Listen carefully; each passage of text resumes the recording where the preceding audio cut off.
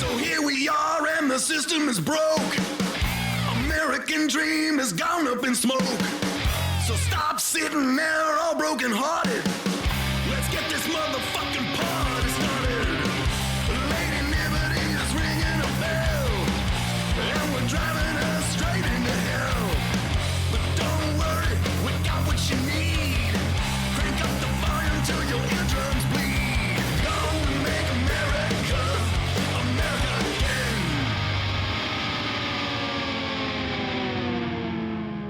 Hey everybody, and welcome to the A Better Way to a podcast. This is an unusually high energy intro from me, Andrew. We are your hosts, Andrew and Jordan.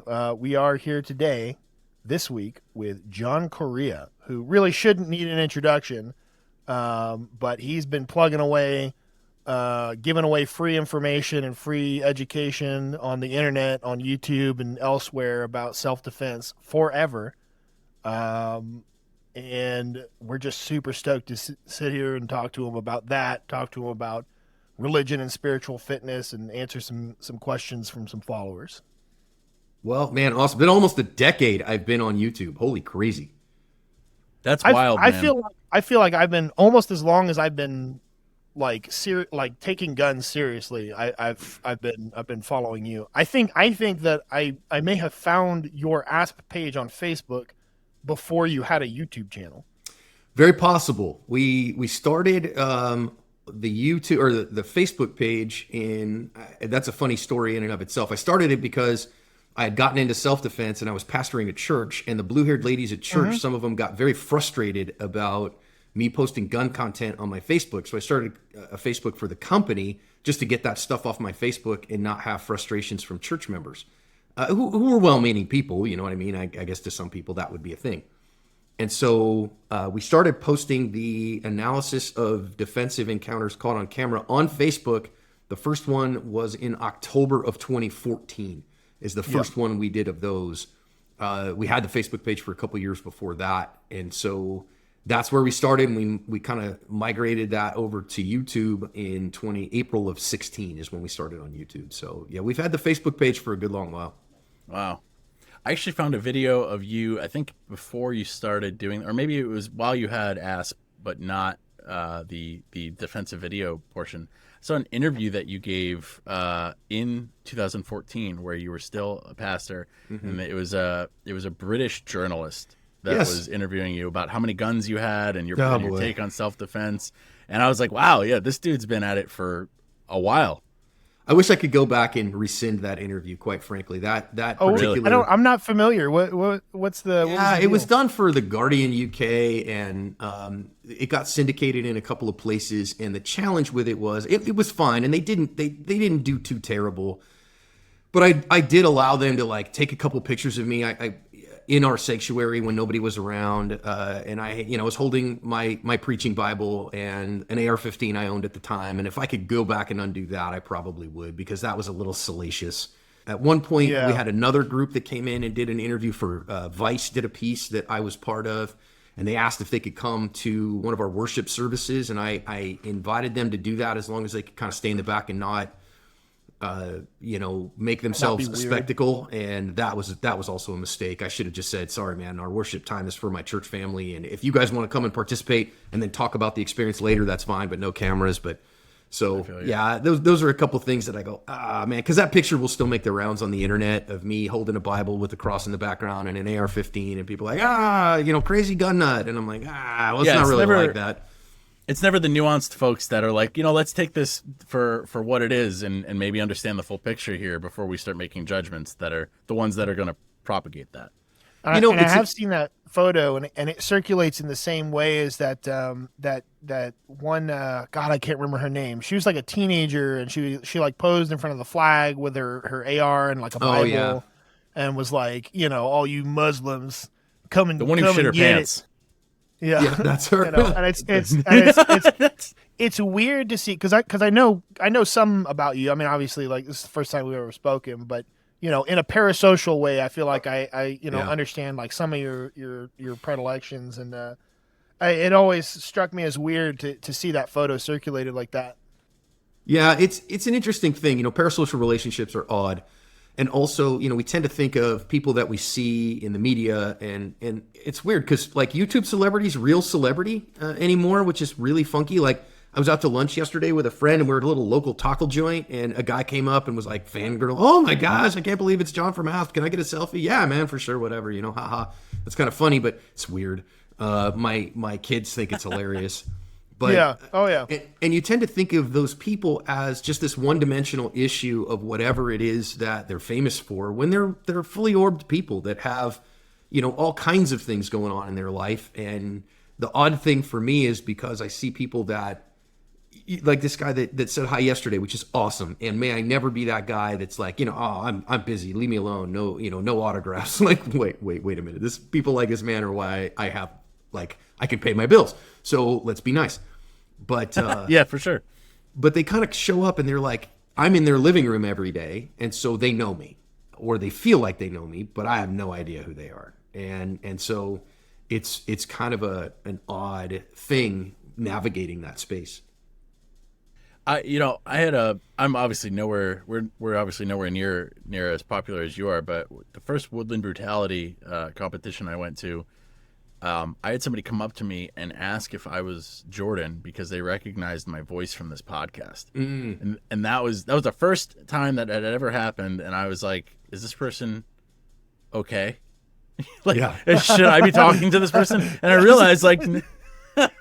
That's like exactly the crowd for the podcast. Yeah, right? Like, but it worked. I had never experienced that before, so it took me a second to acclimate myself to that, and and they were great people, same as you. I've never had somebody come up who was one of the haters. Of course, listen, the big channel right now is like 3.4 million subscribers. So it's bigger than the city of Chicago. If you walk around Chicago, you're going to find some weirdos, okay? You're going to find some weird people if you walk around Chicago. So you walk around my subscriber base, you're going to find some weirdos. And we try to moderate that a little bit, but I've never had somebody come up and, tell me what an idiot I am or whatever. And I'd imagine that's self-selecting. Somebody's like, "Oh, I've seen that guy and I hate him. He's a piece of crap." They're probably not going to come up and say hi. You know what I mean? They're probably just going to go, "Screw you, you piece of crap," and walk off. So I've never had somebody come up who wasn't a wonderful human and very kind and all that stuff. And so I'm always appreciative. That's excellent, man. Yeah, that's it's interesting in the current like socio-political space that gun tubers and gun culture kind of shares right now, how the followers and mainly the people in the comments section on social media platforms kind of give an insight as to who the people behind the page are, or at least what people assume the people behind the page are. And I've never gone in your comments and been like, "Holy shit, this feels like a toxic group of people." Oh, for sure. Everything seems super productive. Everything is like talking about the video and curious, offering different perspectives. People, like...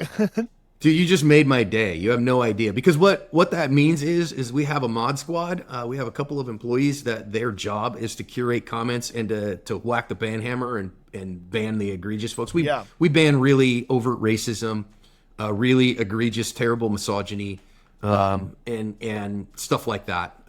And so they do a really good job. So shout out to the mod squad for that. Yeah, for real, seriously. Dude, and you have no idea.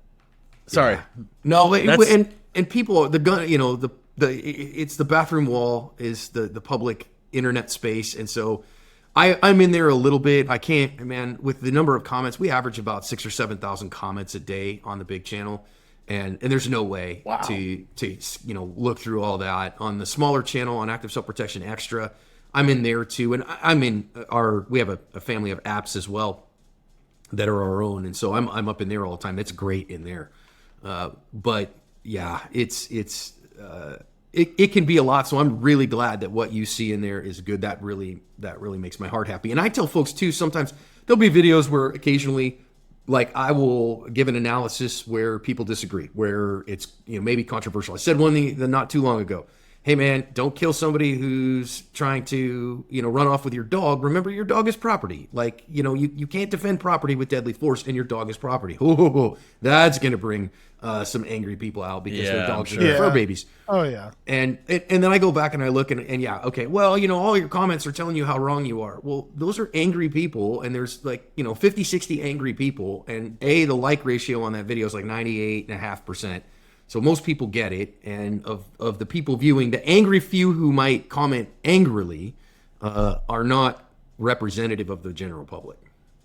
Well, I feel like that's a situation too where they're taking it out on you, but really what they're angry about is the legal relationship between people and dogs, and the fact that dogs can be stolen is very upsetting. And, everybody wants to hear, like, yes, you will defend your dog with your life. But then when somebody offers some, like, specific legal advice that reflects the reality of the laws around whether you can or can't do this for your dog, I don't think it's about you. I don't think they're really mad at you. No, and I get it. I'm just a guy, I'm just a paper boy delivering the news, right? And I'll tell folks sometimes, like, oh, you don't know what you're talking about. And I'm like, well, I mean, okay, you could be right, but understand, I literally am a court-admitted expert witness in this issue. So, like, when your lawyer... Let's hope you know what you're talking about. When your lawyer wants to ask questions about this and understand it well, he calls me.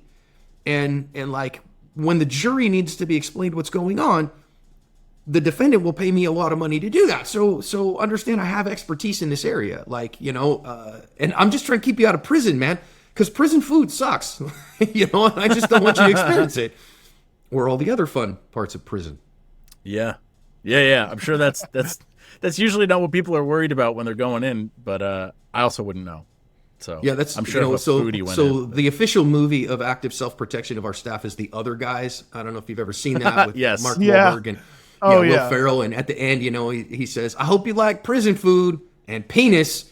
And we will, we say that to people a lot. Yeah, that's usually the two main things that people are upset about. But thanks for the F Shack. Yeah, that's right. Dirty Mike and the boys. Mike and the boys. I told my wife the other day that I thought the new Priuses looked kind of cool. I would never own a Prius, but I think they look way cooler than the previous generations of them. And I just thought immediately I could never drive to work in one of those. Because you just be talking about F-Shacks all day long. That I would never get. I listen. I drive a Subaru Outback, and the comments are constant. Like, I'm a lesbian. Like, I'm coming up. Like, all this stuff. And if I drove to there with the Prius, it would be even worse. There's no way. Man, I'm Jordan, in the market for a mini. Do you know why Subarus are considered lesbian cars? So I know that back in the 90s that there was like a marketing push towards... They were literally the first major auto manufacturer to advertise in gay publications. And so guess what? Yes. When you get advertised to, advertising works and people buy your stuff. Yeah. And so they advertised in gay magazines, and gay people were like, these are cool cars and very useful. So... like, hey, shockingly, marketing works. Who knew?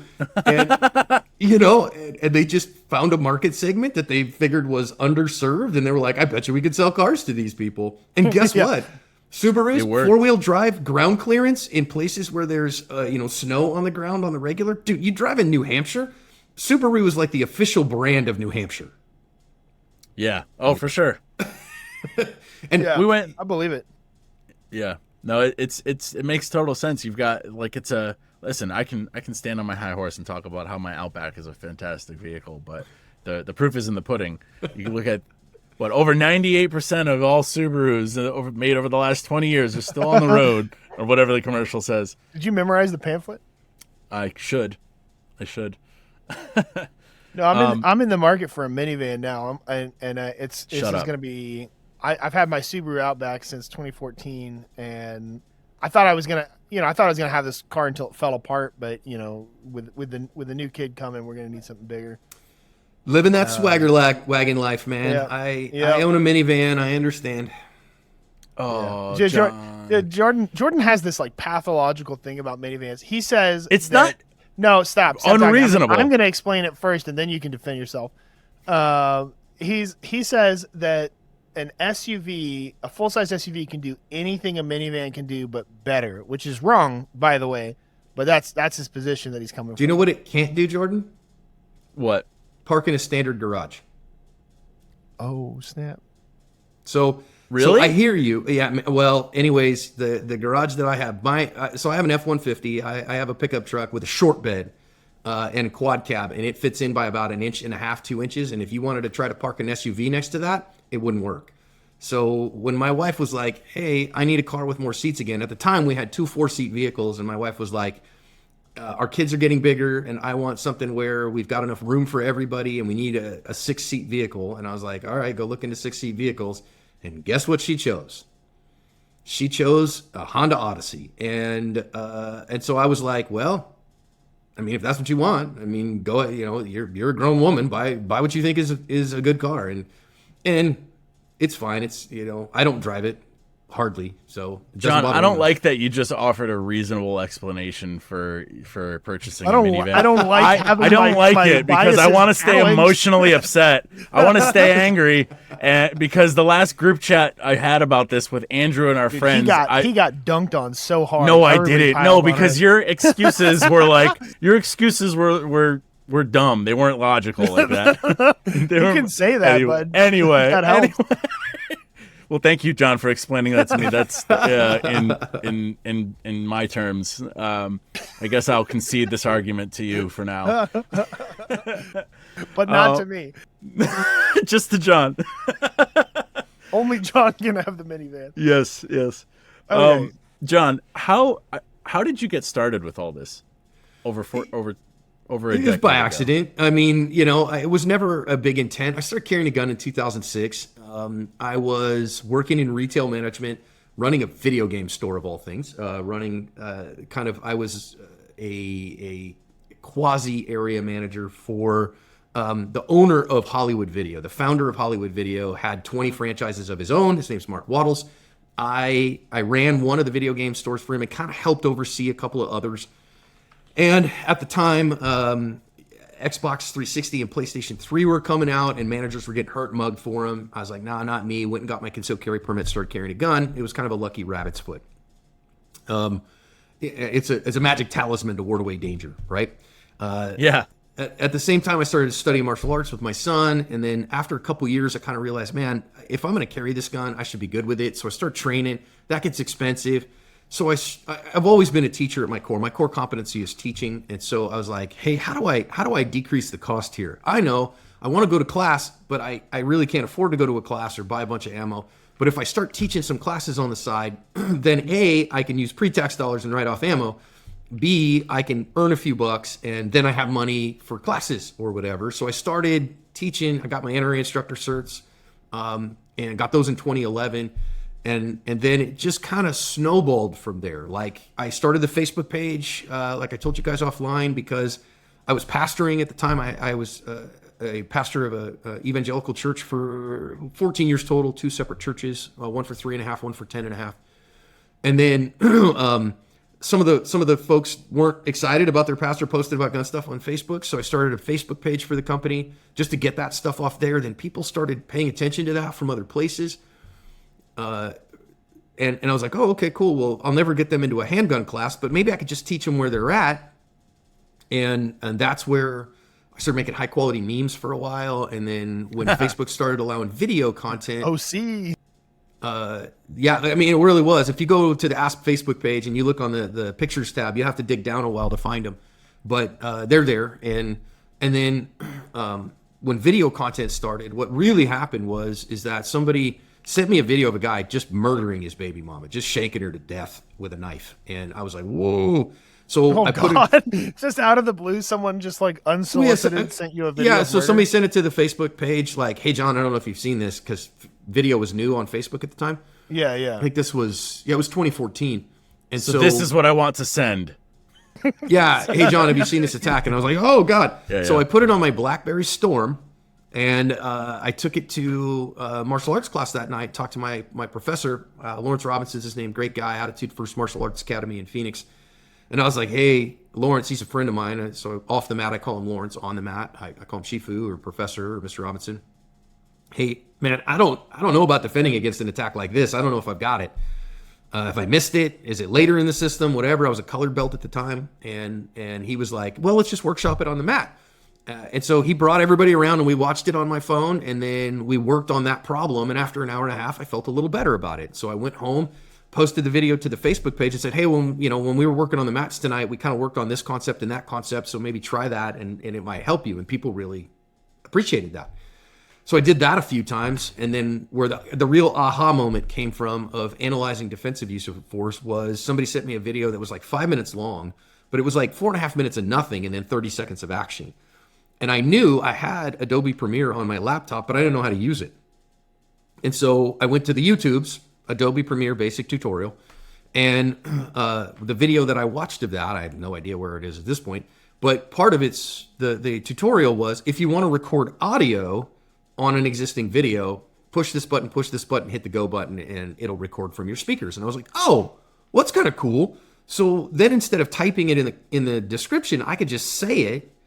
And then if I had some arrows and some circles, I could be like the John Madden of on-camera violence.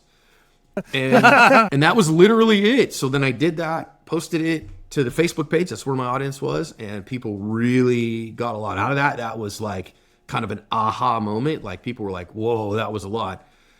So I just started doing those a little bit at a time, and as I could, because it was a part-time gig for me, that built a Facebook page. We figured out it was very hard to monetize though, because Facebook's very difficult to monetize, especially back then. And then I had a couple of videos on our YouTube channel, but nothing. I just parked them there, like a couple of range videos and a couple of things that were just there. And then YouTube sent me an email in April of 2016, was like, hey, you've got enough subscribers. There was a couple, maybe 5,000-6,000 subscribers over there. They're like, you can monetize your content if you want. And if you just push these buttons and give us your bank account information, we'll start paying you for your videos. And I was like, well, what moron would say no to that? And it's like walking down the street finding $5 bills. So I started doing that. And I had at that point about 500 or so videos on the Facebook page that I'd already made. And so I was like, well, let's start putting some of those over on YouTube, seeing how they do. They did very well. And then the YouTube channel very quickly got bigger than the Facebook page did. And that's where my real audience is. And so that was April of 2016. By like June or July of 2016, I was focusing there, and we focused there ever since. So that's where it came from. And from that point, the last 8 years has been, how do we do this better? How do I get better qualified at this? This is why I train like a dog, so that I'm, this is life and death stuff. If I was doing cooking tutorials, the worst thing that happens is you order pizza for dinner, but in this issue, if I give you bad advice, you follow it and it gets you killed, well, then you lose your life over it. So I take that pretty seriously. So that's where it came from. That's pretty organic, man. Like it seems like it wasn't something that you went into saying like, hey, I want to make this, but you saw the need from the community and an interest on YouTube and went with it in a way that's obviously been very beneficial for everybody, yourself, but I think mostly the millions of people who watch your videos.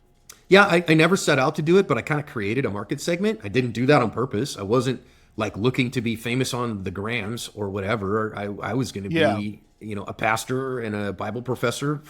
That was my goal. That was my life. And so this kind of taking over things was totally by accident. But it was just, going where the goodness was. I don't want to get proselytizing, whatever. I followed Jesus, and I felt like that was where he was blessing, where he was guiding. And so I was like, all right, well, let's just lean into that. And so it became my solo occupation. It became my full-time job in 2017, like mid 2017, and then 2018 it became my solo gig. So now that's why I grew the beard long and the hair long and stuff, is like I'm basically unemployable now. So I'm feral, How was your family with making that transition from being a pastor to being like a full-time educational, like a gun tuber? Would you consider yourself a gun tuber, or is that like a derogatory term? So, we have a second channel that we teach firearm skills on. So I teach handgun skills, rifle skills, shotgun skills, do legal and moral self-defense over there on Active Self-Protection Extra. It's smaller than the big channel. It's 266 some odd thousand subscribers over there. And so I don't consider myself a gun tuber. I consider myself an educator, because the big channel's not. I'm the company is very pro Second Amendment. I am too. But that's not the focus. The focus isn't you got to have a gun. It's you got to protect yourself. So it's not, we have fans from all over the world. Clearly, obviously, it's America focused because I'm American and I speak English. So, English speaking audience is where our kind of core demographic is. But I get messages from all over the world. People like, hey, I can't own guns here, but I still follow your channel every day and I really appreciate it. Well, cool, man. Self-defense. I'm the weapon. Everything else is just a tool.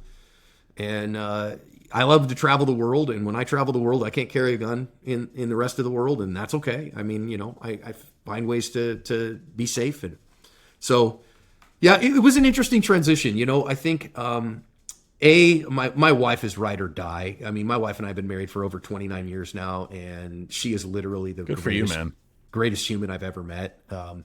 And so she's followed me through multiple careers. When we got married, I was in Uncle Sam's Canoe Club when we got married.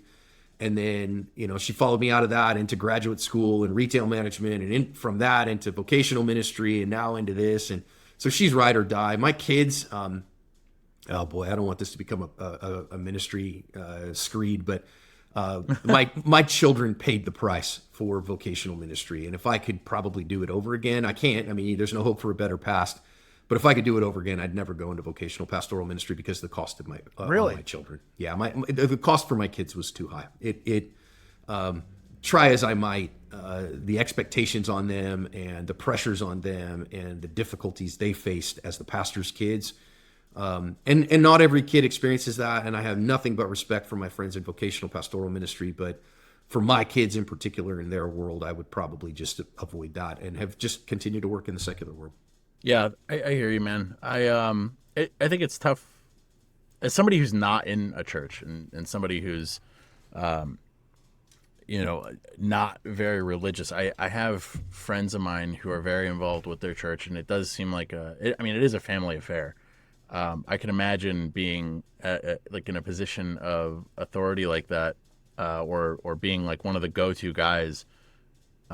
Could be tough on your family, really, with any kind of job, regardless of it is what it is. But I'm sure there are different aspects of being a pastor that probably affect your family more than being like a regular teacher or working at a store. Yeah, there's big pressures there because unfortunately, when you're the pastor, people look at you like you speak for God sometimes, and I'm like, hey, I don't. Like, no, let's be careful there. Be like, hey, I'm imperfect too, but people expect the pastor to have a perfect marriage and have perfect children, and so when the children act like children, when they act like teenagers doing teenager things.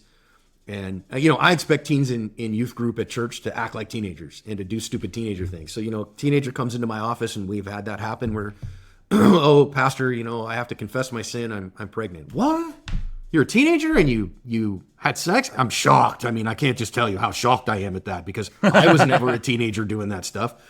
I didn't grow up in church. So, hey, okay, cool. What are we going to do from here? Like I'm not judging you and I'm not angry at you, whatever. But other people have expectations on what those are, and those can be very difficult. And so, I love my children desperately. They're grown now. My youngest is 18, and so my oldest is 27 now. And so, that was an interesting time in our life, and I'm very grateful for it. And I. There's a lot of good things. And the funny part is that now all the stuff that I liked about pastoring, I still get to do. So I get to do anything I want to do now. I call myself a freelance theologian. So the stuff I love to do, hospital visits and lunches with people and, just helping folks live life in their context of life. Like I get to do that as much as I like. I don't have to deal with running a 501c3 religious organization. And that is delightful for me. I can imagine. Sure, that's got to be a bit of a headache when it comes tax season. No, I mean, there's no taxes. A 501c3, a church, the IRS just avoids churches like the plague. Like, I think in last statistic I saw was 2021, and the IRS audited exactly 2 churches in 2021. Wow. They don't want to talk about it because of the First Amendment, right? Leave us alone. So like the only ones they're going to audit are ones where there's just unbelievably clear evidence of egregious abuse, like money laundering. Yeah, exactly, right? Like so they're like, we don't care, leave us alone, please, God, don't talk to us. You know, Please, comma, God, comma. yes, leave us alone, right? And so we didn't have problems with the IRS or anything. We did occasionally have some struggles with them, but not really anything big. But you know, again, it's budgets and trying to get adults to act like adults, and the normal things of any kind of nonprofit organization is. I have found, if I could just interject, so we did we were into like dog rescue for a while, and this is a little bit tangential, but I found that people who volunteer or people who work at nonprofits for some reason are some of the most dysfunctional people that I've ever met. I think those folks tend to, you know, they have good hearts, right? You're working in a nonprofit Yes, environment. yes. You're working in, you know, for the betterment of others and to help people, and that's a good thing. But also, They all mean very well. Yeah, but but not also malicious people by any means. everybody has an idea how things should be run, and they figure, you know, hey, I'm invested here, so I should get a say in that. And there's some truth to that, and you know, there's some of those things, but you know, especially in the religious world, like as a pastor, you know, people will come sit in my office and tell me things, and they're struggling with stuff that I'm bound by clergy confidentiality, right? Like, so clergy confidentiality is on par with attorney-client privilege, is way more even than like a professional licensed counselor confidentiality. And so somebody else would come to me and say, hey, John, I want to do this thing, but I know it's going to affect this other person because I have inside baseball and confidential information that I know this is going to cause them too much struggle. And so I have to say, no, I can't, you know, I get it that you want to do that. Unfortunately, we got to go this other way. Well, why? You just got to trust me. I can't, you know, I can't share. Well, that feels highly unsettling and unsatisfying. I don't like that at all. I understand, but we got to go this way. And you know, I mean, I'm a human being with an ego like anybody else, and like, hey, this is the way I think we ought to go and do the best thing. And people disagree on that stuff. And listen, I served with some incredible people while I was pastoring as well. Some really, really great folks, and some relationships that I really, to this day, continue to maintain. And folks that I really love, and some people who probably would not walk across the street to piss on my molars if they were on fire. You know, On your molars. yes, yeah, they probably wouldn't piss on my face if my molars were on fire. You know, because you know, I got the visual. they're mad at me. You know, and that Yeah, can for happen. sure. And some of that was probably my fault. You know, I wasn't always a perfect human doing that stuff, and you know, some of that was just, hey, man, I had to do what I had to do in the moment, but now, and it's the same thing on the internet, really. I mean, you know, people are going to be mad at me. There's folks who you know, say, oh, I don't like the way John runs his business, or I don't like his message, and I don't like the way that he does things. Okay, I get it. You know what I mean? Like, it's a big world, and we don't have to get along on all things, and you can go off and do things your own. You know, that's great. Yeah, for sure. I remember you saying that you were running into some hiccups with some of your clergy members, or some of the folks in your church. I'm not sure if I'm using the right terminology there. When you were posting gun stuff to your main page, your personal page. So naturally, you know, this is a conversation that we don't have too often on our page because our focus is a little bit different than yours. But did you ever run into any types of conflict when you would be advocating for something like lethal force against someone in a situation that may have legally merited it? Did you ever run into any conflicts between that and, say, your spiritual beliefs or? Well, I you know, so there are those in the Christian community who are pacifists, okay, who believe that any and all taking of life is sinful. And listen, I always say this all the time, okay? I walk with Jesus. I follow the way of Jesus to the best of my ability, and I allow other people that same leeway, right? Like, you may not follow him like I do. That's cool, man. And we can get along. Like, you know, I mean, there are some that I struggle to get along with. Like, you know, some folks are abusive to others, and I think that grieves the heart of God pretty bad. But so there are pacifists, right? And some folks who think no. My understanding of things is that, honestly, our use of force law in the United States is not American. It is built on British common law, which is at least 1,000 years old. And British common law has its roots in the Judeo-Christian tradition of society, of Western civilization, right? So the bedrock of Western civilization is the Bible. Whether or not we want to love that or like it, that's the foundational moral code of Western civilization. And so as I read scripture and as I follow Jesus, there are times that use of force is justified. There's limits on that use of force.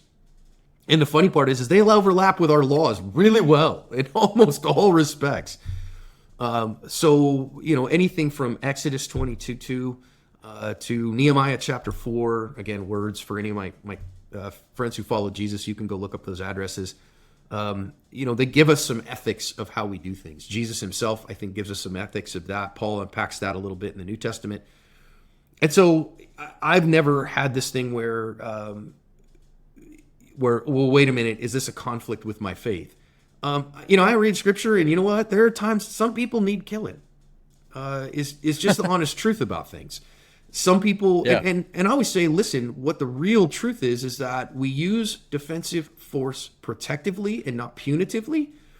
And that's the overall ethic, right? So I always say I carry my gun as a shield, not a sword. And that shield is, I have the right to life, to liberty, the pursuit of happiness. Nobody has a right to take that away from me. I believe that's built on spiritual foundations. I believe that human beings are uniquely built in the image of God and therefore have inestimable wealth. All human beings. So even the worst of us has inestimable wealth, and no one has the right to take that from us with by force. And so we can defend that. And we say this all the time on the big channel. When somebody comes in and threatens people with a gun or something, hey, give me your money or I'm going to kill you, and they get killed. Well, they put the quarter in the jukebox, and what caused, so they get to dance to the tune. So what caused their death? Well, them threatening people caused their death. The ultimate cause of their death was their own actions. And so, well, in my view of walking by faith, they answer to God for that. I answer to God for why did I do what I did? Well, he was going to kill me if I didn't. And I didn't feel like that was a justified thing. So I don't have a problem with it. I believe there are limits to it. I think that this is a moral issue that we have to be very careful with because of the value of human life. And we should preserve human life if at all possible. But if not possible, then hey, I have to stop him right now. And I'm okay with that. Yeah. And we were just talking kind of along these lines with our previous guest about like carrying pepper spray. About how like there's definitely times where you could end up in a position where you are legally justified in shooting somebody, but wouldn't it feel better if like at some point earlier in the encounter that you had been able to get out of like preclude that from even happening? Ooh, hallelujah. Like preach, brother, preach. Verbal judo, as you call it. Yeah. Listen, man, we say this all the time, a little bit of force early and at the right time early enough can prevent a whole lot of force being needed later. And there are so many instances, and we talk about them on the channel all the time. Hey, man, if you OC spray this guy right here, you probably don't have to shoot him here. And not that you should use OC spray like prophylactically, like not that you should like just, I don't like the way that guy looks. Like, just that kind of stuff. Yeah, just commuting to work. Yeah, exactly. Just like hand out the window, just pepper spraying just everybody. A fogger. Just out the tailpipe. Nobody rob me, please. Yeah. But like, so that when those brew into those areas, Stephanie and I Stephanie Widener is our CEO at Active Self Protection, and she and I just analyzed one that'll be on the channel probably next week. And exactly that. If this victim ends up, this guy is hollering and hooting and yelling at her, man, OC spray that guy right now. And if you OC him right now, then you call the cops because, hey, this guy is miserable and he's got snot ropes coming out of every orifice of his face because he's miserable because he threatened to hurt me. And instead of, then he started beating her half to death and her son shot him and killed him. And in a justified manner. But like, man, so I do love me some OC spray. As Chuck Haggard talks about, having something between a harsh word and a gun is a very good thing. Yeah, absolutely.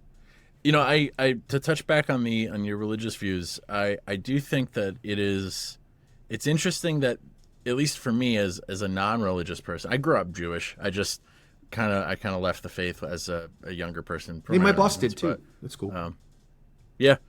Yeah, no, I mean there are some cool Jews, believe it or not. That was a Jesus joke, Jordan. Jesus was Jewish. Okay. Oh shit! I was gonna say Jesus was a Jew too, but that would have been doubled over my head. That's the joke. You got it. Well done. Thank you, John. Thank you. It's almost like Just give me a little, yeah. push on that one. I appreciate that. Sometimes I need a nudge. I would say that as somebody who, it's interesting. We can go into a talk about morals and where they come from and whatnot. I would say that my morals align, the morals that I feel I have align with your morals that come from the Bible, and that also seem to align well with like justified self-defense, using mace and or using a gun, and it's very, I don't know the word to describe. It feels like a very solid foundation to have the validation coming from someone like you who clearly knows what they're talking about in a practical sense, but also backs that up and says like, hey, my religion aligns with my views on self-defense also, when I've never had that conversation really from a religious point of view or anything like that. So it's I know this is kind of turning into a bit of a rant, but it's I don't know, it makes me feel warm and fuzzy that our views align on self-defense, and that there's also like a historical and biblical precedent to it also. I mean, regardless of whether or not I'm religious. I mean, literally, this is 3,500 years of Western civilization. This is, I mean, I sometimes say that people are like, oh, our self-defense laws are so crap and they're so cute towards criminals and they need to change. And I'm like, dude, they've literally been around for a minimum 1,000 years. Like, we're building this off British common law. It's minimum 1,000 years of history, but far more likely if we go back to the writing of the Pentateuch, right, the first 5 books of the Bible. Whether or not we believe that Moses wrote those or not, that's a whole other question. Whatever. If I say I think he did, 1500 BC, when those were written, if not maybe 1200 BC, something like that. But still, we're still talking over 3,000 years of Western civilization. Yeah. And the message is consistent. Yeah. And we make, tweaks, right? Like, we can like, push it one way or another, but the basis of the, right to self-defense is still, pretty solidly enshrined in law here in the United States. It is. And, it is most places. Like, so, even in a place I know everybody goes, oh, England, they suck. And I think their gun laws suck. I really do. Their view of weaponry in general is really weird. It's gotten weird in the last couple generations. It's really changed in the last couple generations. But even there, they do recognize a right to self-protection. They've gotten a little bit kind of shamanic about it, a little kind of right. Ooga booga about it. So yeah, it's like pepper spray. You can have pepper spray, but you can never use it because using it proves you meant to use it as like a dangerous weapon. Right. It's such a weird tangle of justification to me. I think you're going to see that start changing a little bit over the next couple generations. So you're starting to see over there, like for a while there, like their cops, most of their cops wouldn't carry guns. Like they had an armed unit that was way away. That's starting to change. You're starting to see that kind of come back a little bit as they recognize this is not helpful. Not completely, but it's starting to move back. So they swung the pendulum too far, and you're starting to see that come back just a little bit. And that's no different than here in the United States. I mean, the constitutional carry movement, good grief, man. I live in Arizona, and we were the first modern constitutional carry state, and we don't think about that. Yeah. That was 2010 that Arizona enacted constitutional carry. Yeah, I went to college in Tempe right at the time where constitutional carry was like, had just passed. And so And people were like, oh my gosh, this crazy idea. And now, what are the 28 states? We're over half of the nation is constitutional carry. And so that, in 14 years, we've made a pretty major shift. I really hope here under Bruin in the near future that we get a challenge to reciprocity. Tell folks all the time, my driver's license is good in every state in the union when I'm a visitor. My marriage license is good in every state in the union when I'm a visitor. Why is my concealed carry permit not good in every state of the union when I'm a visitor? Yeah. We don't even have to make a new law. We just have to have somebody who is on the Supreme Court make the argument and say, full faith and credit clause, guys. Sorry. Have a nice day. Yeah. Done. Yeah. And then you can, each state can kind of tweak the implementation, just as like with like traffic laws are different in Sure. every place. Yeah. So you got to follow I don't the traffic expect- laws of that state when you show up there, but your license is good when you're a visitor. Mm-hmm. Done. Yeah. Now, how do you avoid states like New York that have effectively said, okay, yeah, you can carry anywhere except for these sensitive places, but we're going to make everything a sensitive place. So like, yeah, your permit, well, you have the right in New York, but not in this spot because we've deemed it a sensitive place. Couldn't they just do something like that if permits were reciprocated there? Well, I'm sure they can and they will. I mean, you'll see New York, New Jersey, you'll see Hawaii, California. You know what I mean? They're kicking and screaming. One of our staff members is in a lawsuit in Hawaii. She's one of the kind the of leadership. most recent law they did? Yeah, well, so Soleil Rocher, good friend of mine, incredible human being, third person in Hawaii to get a concealed carry permit. So Wow. leading the charge was on the lawsuit with Honolulu PD about concealed carry permits post Bruin, and so yeah, same thing there. And they're kicking and screaming. But if you look in New York, they are just taking L after L after L in court on these sensitive places bills. They just get struck down time after time after time, and they're going to continue to try. But that's when, again, concerned and interested people got to go, well, all right, we just need another judge to tell them that they're stupid and keep going. Nope. Try it again. Nope. Stop that trash. And eventually, sometimes these elected officials, they get obstreperous, but you whack them on the nose with a newspaper enough. And I say that, of course, metaphorically. I don't mean to physically do any harm to anyone. Don't literally do this. Yeah, don't do that literally. But, you give them the judicial beatdown enough that they eventually go, oh, it's out of my hands. And it is out of your hands. That's right. That's the constitutionally protected rights are indeed out of your hands. and you must respect them.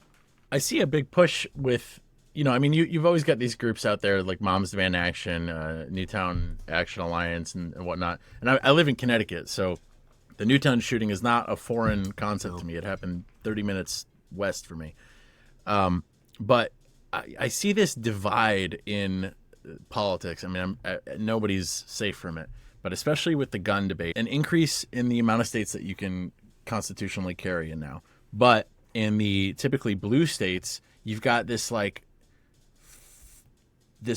vitriolic push towards disarming everybody, and obviously they banning AR-15s and things like that people harp on. But do you see there coming a time where we're going to be, it's going to be like trench warfare? We're going to be on the front line between constitutional carry and banning AR-15 states where nothing is moving anymore because the first person to step out is going to get metaphorically shot? I think, to me, in my way, I think obviously New York State Rifle and Pistol Association v. Bruin radically changed the landscape. Okay. And we have not plumbed the depths yet of where Bruin is changing things, because the text, history, and tradition standard that they established in Bruin for the Second Amendment is, I love it. As a guy who loves originalism, so pastor here, right? So I love original intent of the authors to their original audience. That's the hermeneutic that I use in looking at the Bible. What was the original author trying to tell their original audience? And then what does that mean in my world, which is not their world? And so text I want history. you to know, Go ahead. you are the second person ever in my life to use the term hermeneutic. And the first one was the one that taught me the term. Well, awesome. So I'm a nerd. That's what we do. And so but pulling that into, I think the Constitution and the debate on the Constitution is a thing. I think those folks that say, "Oh man, we're gonna really hammer down on this," you're just gonna continue to take losses in the courts. They're just gonna, and so it's gonna take some time. They're not gonna go lightly. But okay, so let's. Oh man, I don't want to get super political, but if I can, just a little bit on this side, If you noticed, have you Yeah. noticed that the Republican National Convention has shifted a little bit on abortion in this particular Yeah, one? no way. I just read that today. Yeah. Yeah. So their official position has pushed away from a hardline, banning of abortion to a little more moderated position because they've had to. They got to keep up with society in reality, right? So they got to keep up with the world in which we live. And I think that the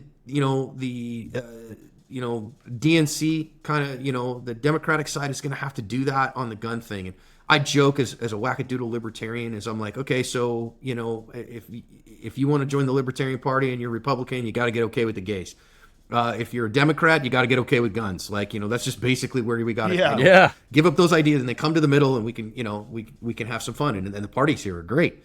But folks struggle with that stuff and everybody has their hot button issues. So is there going to be some fight? Yeah, man, I don't think you're going to see Connecticut come off that real easy, And the funny part is that, let's say right next door, New Hampshire, live free or die. Yeah, It's like I smoke them know. if you got them, and so it's a very eclectic, the Northeast there, very eclectic in terms of what the ethos is. And I've spent time in New Hampshire, love it there, beautiful place. And I haven't actually really spent any time in Connecticut. I've been through it, but I haven't spent a whole lot of time there. Yeah. So, I think is there going to be some fighting on that? Yeah, and that's why I think us on the side of the right to keep and bear arms, I want to be a good, sane, sober, moral, prudent person. You don't win arguments with people by beating them over the head. You by proving to them how wrong they are. What's that old adage that says, the old Chinese proverb, man convinced against his will is of the same opinion still. And so in my world, Oh, I love that. Yeah. yeah, and I go, listen, man, we got to find common ground first. And I even say with somebody who is staunchly, radically for gun control, like I want to uninvent the gun. I want all guns banned of all kinds in all types. We actually have common ground. And people in the 2A community. Now, I'm a Second Amendment absolutist. I think an M240 Sure, Bravo yeah. should be delivered by Amazon Prime same day. Okay. Yes. I mean, if you're not a prohibited possessor, I think again you should just be able to have. I need some belt-fed ammo delivered. Oh, Amazon's got that cheap. Good, send it. But Pre-linked. yeah, Yeah, it linked should up, come- ready to it should go. come Rock and come roll. linked. Yeah, absolutely.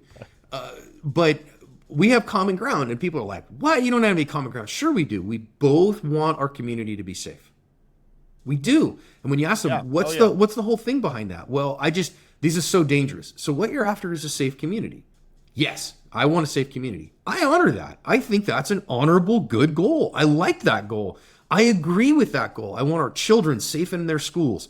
I want people to be able to walk down the street and not fear, being the subject of violence. I want all people to have that. So we agree on that. Now we disagree on the implementation of that and how the best way to get that done. But we have common ground here that we want a safer community. And we both are coming at that, I think, from the perspective of a good person trying their best to make sense of a crazy world. And so if we can start there, then we can start to discuss, have you ever read a really cool book called The Righteous Mind? No. Oh man, just a really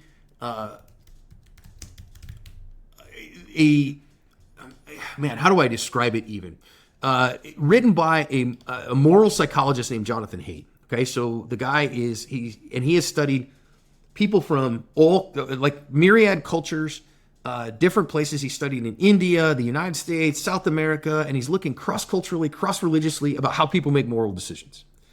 And he's come across, we have, to this time, he talks about 6 foundations of moral decision making.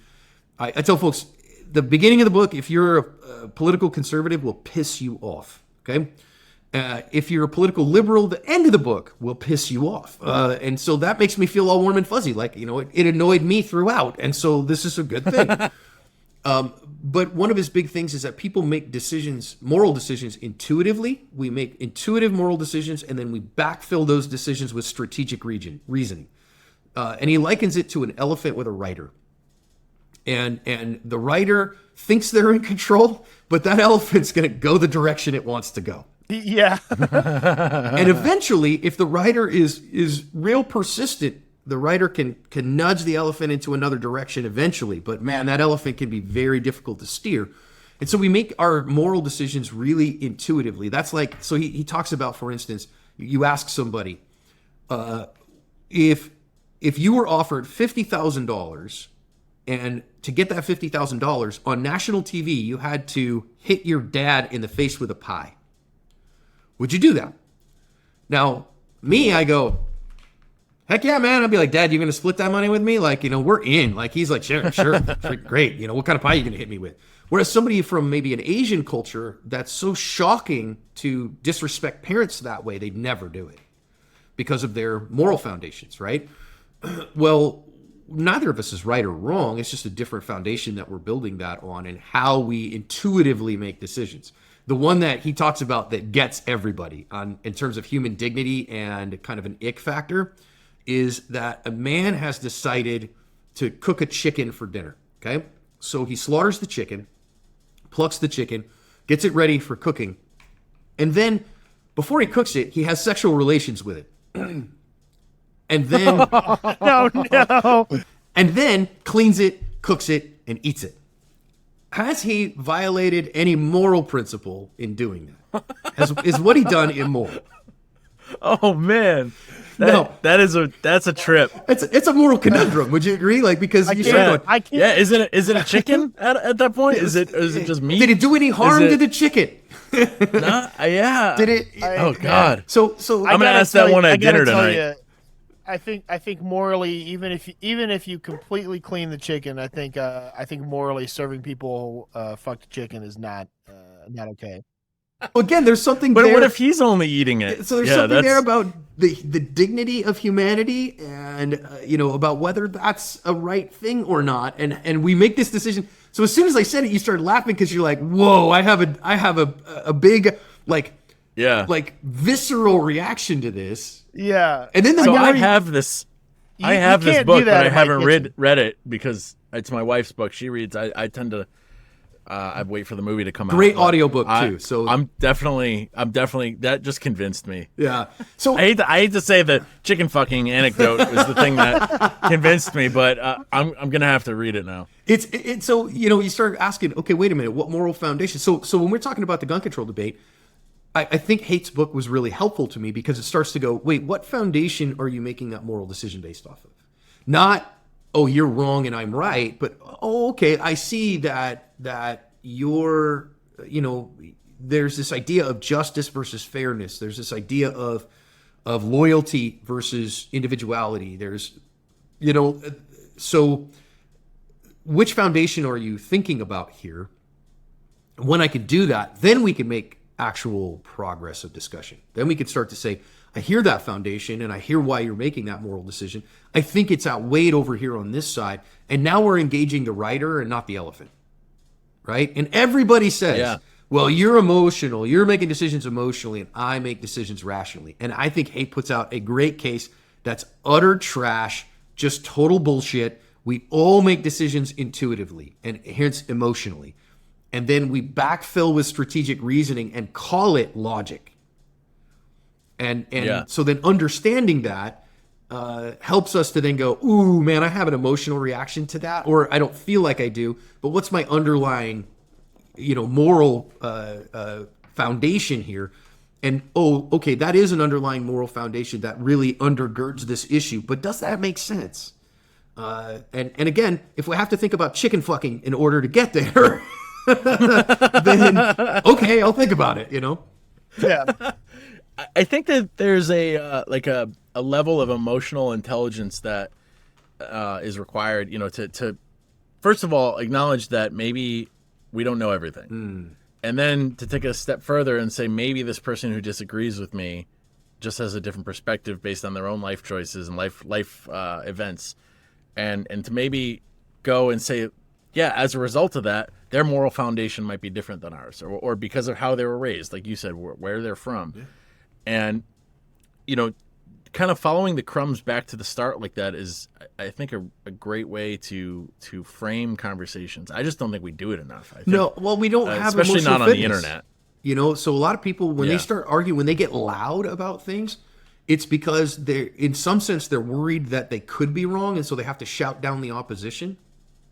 They're not, they don't feel like they can really articulate, and so they don't know their own self. A lot of men, especially, like, we cover over other emotions with anger, instead of being able to say, well, actually, I'm really scared of that, or that makes me really sad. That makes me feel very small, or something like that. We just cover it with anger, and so doing that hard work. I've been to a good bit of therapy, and I think most people could benefit from some time in therapeutic care, and to have that level of emotional intelligence that goes, ooh, man, that made me feel not so nice inside. That made my heart hurt really bad. Why? I'll never forget, in the industry, I called a friend, and I'll tell you, it's a powerful thing as a man when you can call somebody and you go, hey man, you got a minute to talk? Yeah, what's going on? Well, my feelings are really hurt.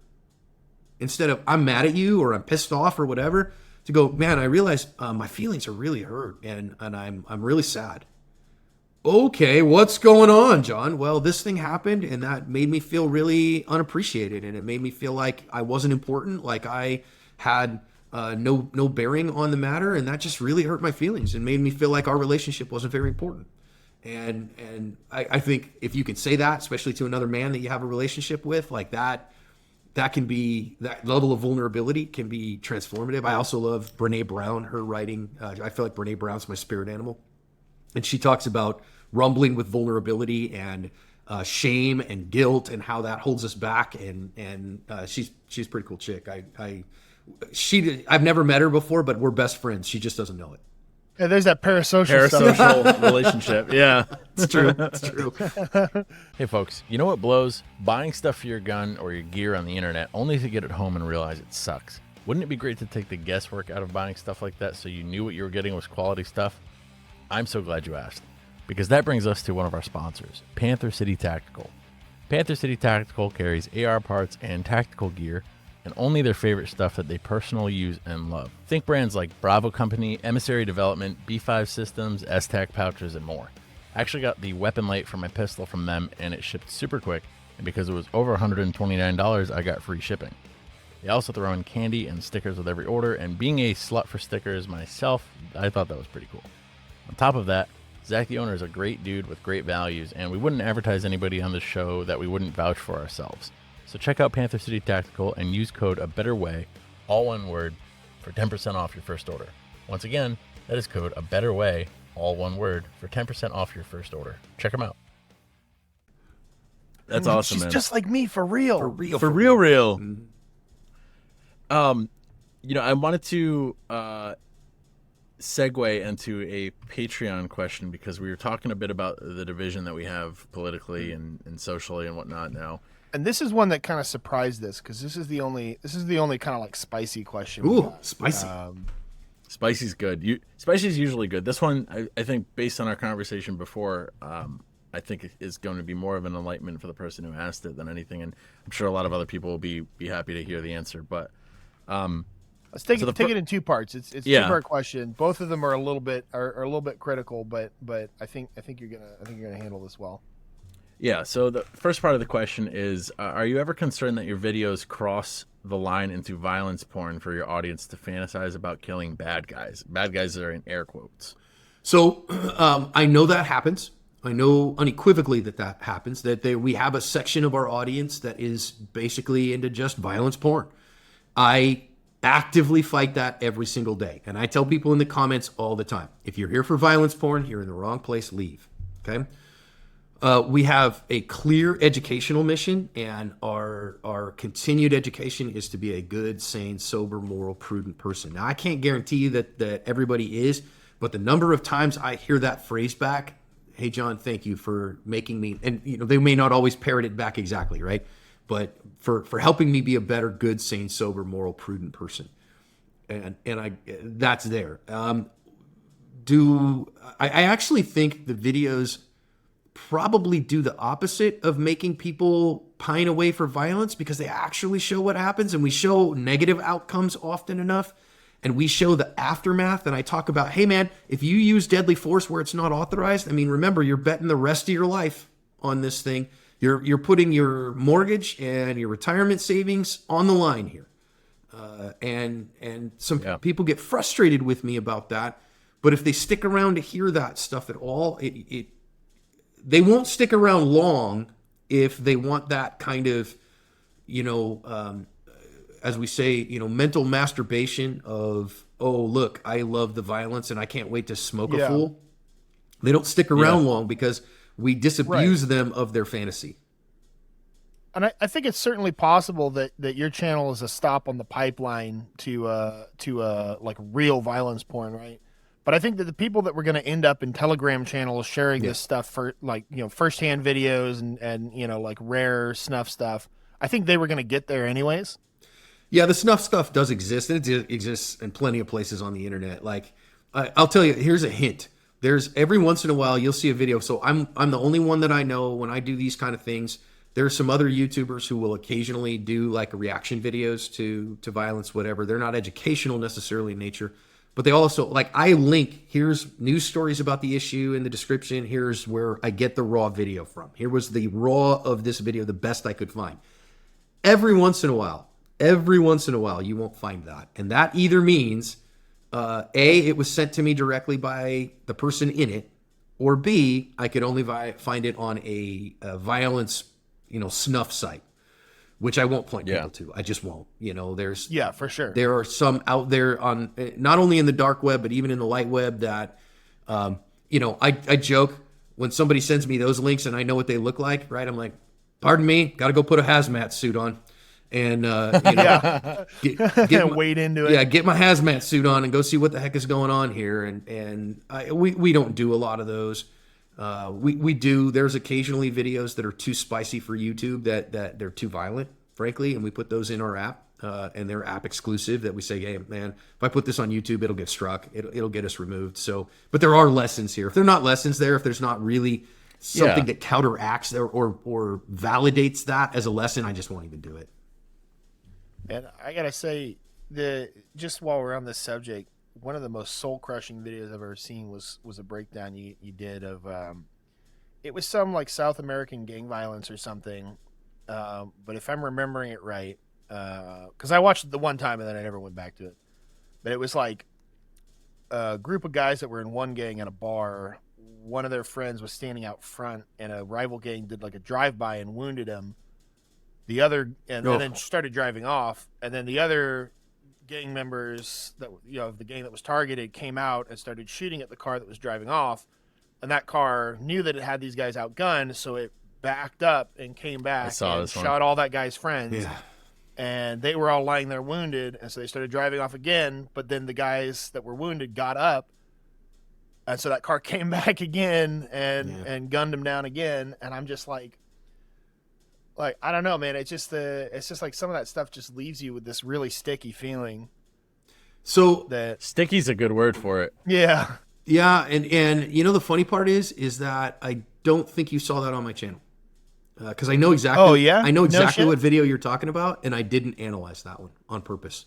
Okay, because I must be mixed up. Because and I'll tell you again, like I watched that and I did not go back to it. Yeah, well, I watched it too. I know exactly which one you're talking about, and I talked to Stephanie Widener, my CEO, Neil Widener, our chief marketing officer. We kind of make up the C-suite at ASP, and I was like, guys, I don't know. I feel like the whole answer here is don't do drugs, kids. Stay out of gangs. Stay in school and eat your vegetables. Like, yeah.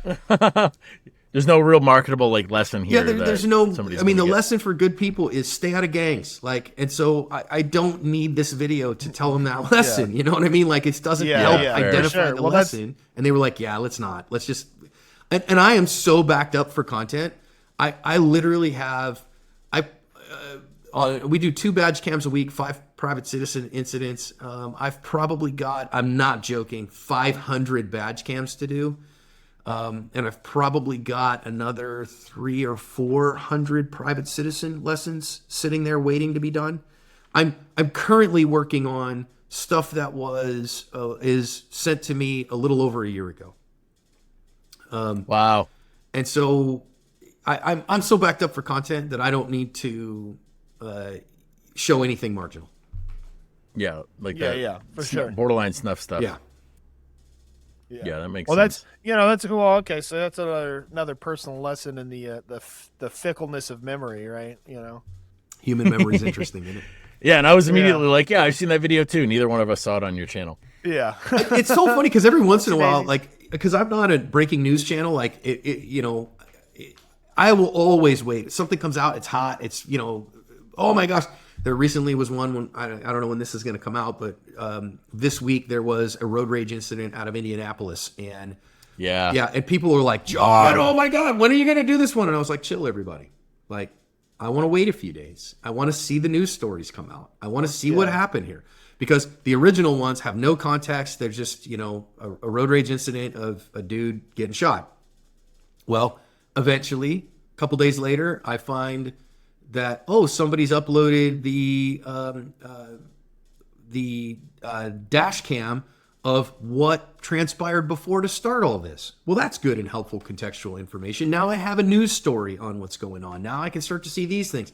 So I'm a kind of pump the brakes guy. I'm not a breaking news guy. And sometimes people be like, well, you're re-uploading to your channel because, I've already seen this one. And I was like, you didn't see it here, dude.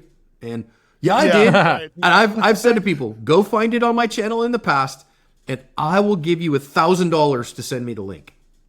And they're like, well, I know I saw it here. Bro, I literally did. I did the analysis yesterday. So I recorded it yesterday. So there's no way you saw it on my channel before this.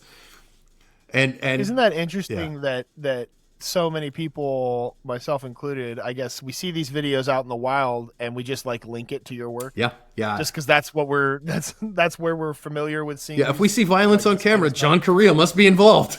Yeah, right. Well, Why do I hear John's voice over this video right now? and I am the 800-pound gorilla. maybe that's Nobody what else is doing it. Yeah. Nobody else is doing it. Nobody else is doing it like you are. Yeah, for sure. And Yeah, there's definitely reaction videos where people are like, "Oh, dang," but that's not like lessons. Right. And so I created that segment. Nobody else is doing it. And I think at this point, nobody else. I mean, you could, but I think you would definitely look like a mimic. And I tell folks, some people are like, "Well, John, anybody can do what you do," and I go, "It's a free internet. Anybody can. By all means, they Do can." it. And some folks have, and we need a diversity of opinions. So I welcome that, and I don't see it as competition, but as collaboration. But the specialness of active self-protection is not the videos. It's my perspective on self-defense. It's my background and training and my ability to communicate. So yeah, anybody can do it, but a master's degree in communication will be very, very helpful. And, 15 years of experience in public communication will be very helpful for that. And also maybe 1,500 hours or so of training in applied violence will be very helpful. Go ahead. I'm going to tell you right now that that won't stop somebody from trying and failing.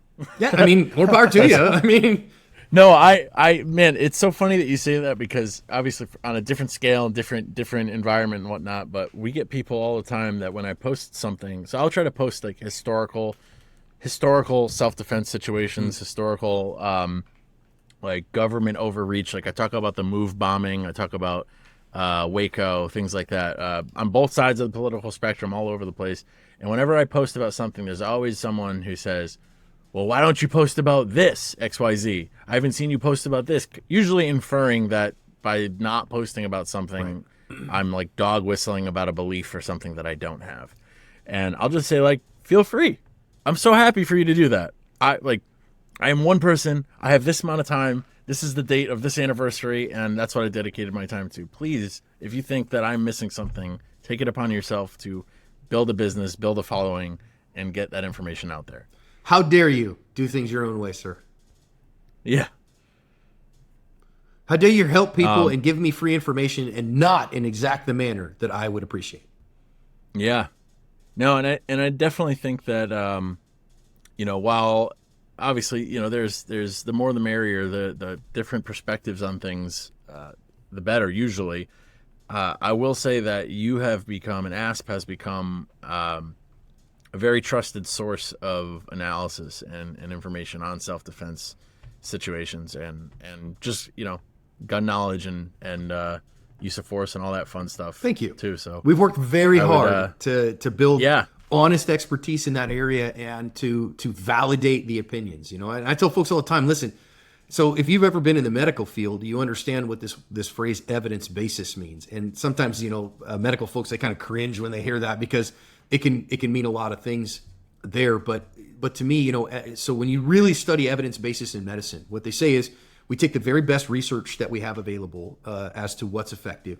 And then we combine that with the skills of the practitioner and what they're competent in, and then the value system of the patient and what they are ready for and willing to work with. And where those three circles overlap, we have evidence-based medicine. And so I say, listen, all I'm trying to do is evidence-based in defensive training, where we take the best research. This is how these encounters actually go, not how somebody says, not what the lore is, how they go, how they actually go. We combine them then with the skill set of the practitioner, because again, if you don't know how to use a gun is probably not a good choice for you. Or if, I know some people are like, well, John, what should my best gun be for home defense? Well, it depends. I mean, what have you got any practice with? If you don't practice with hardly anything, I love a shotgun as a home defense tool. And I think a shotgun is a very powerful force multiplier. And for an untrained person, can be incredibly devastating. But if you've got a ton of time behind a pistol, that might be a better choice for you if that's what your skill set is. So we look at your competence and your value system and what you're capable of morally and ethically, and where those three come together, we've got evidence basis. And that's all we're trying to do, is just make people's defensive training and practice more evidence-based. Yeah, that makes total sense. Hell yeah. All right. So part 2 of this question, this is the same guy that asked that first part. Cool. He says, I stopped watching his stuff after one video where he, for absolutely no reason, called out a person who got killed by a security guard after allegedly stealing some shit from a Walgreens as a trans activist, saying that had no bearing on the encounter in the video, and the comment section was just full of anti-trans hate, and he was fine letting those comments fly. Ask him why he does that. And now, before you answer, I just want to say I don't know the video that he's talking about. He didn't link the video. So if you do know which video, we can definitely take a look at that. I don't know which video he's talking about. Okay, so this issue is near and dear to my heart. Okay, so when issues, and definitely a couple things. Holding somebody accountable for their comment section on a public internet site is dog shit. Okay, so anybody can comment, right? If only you could see those who we ban.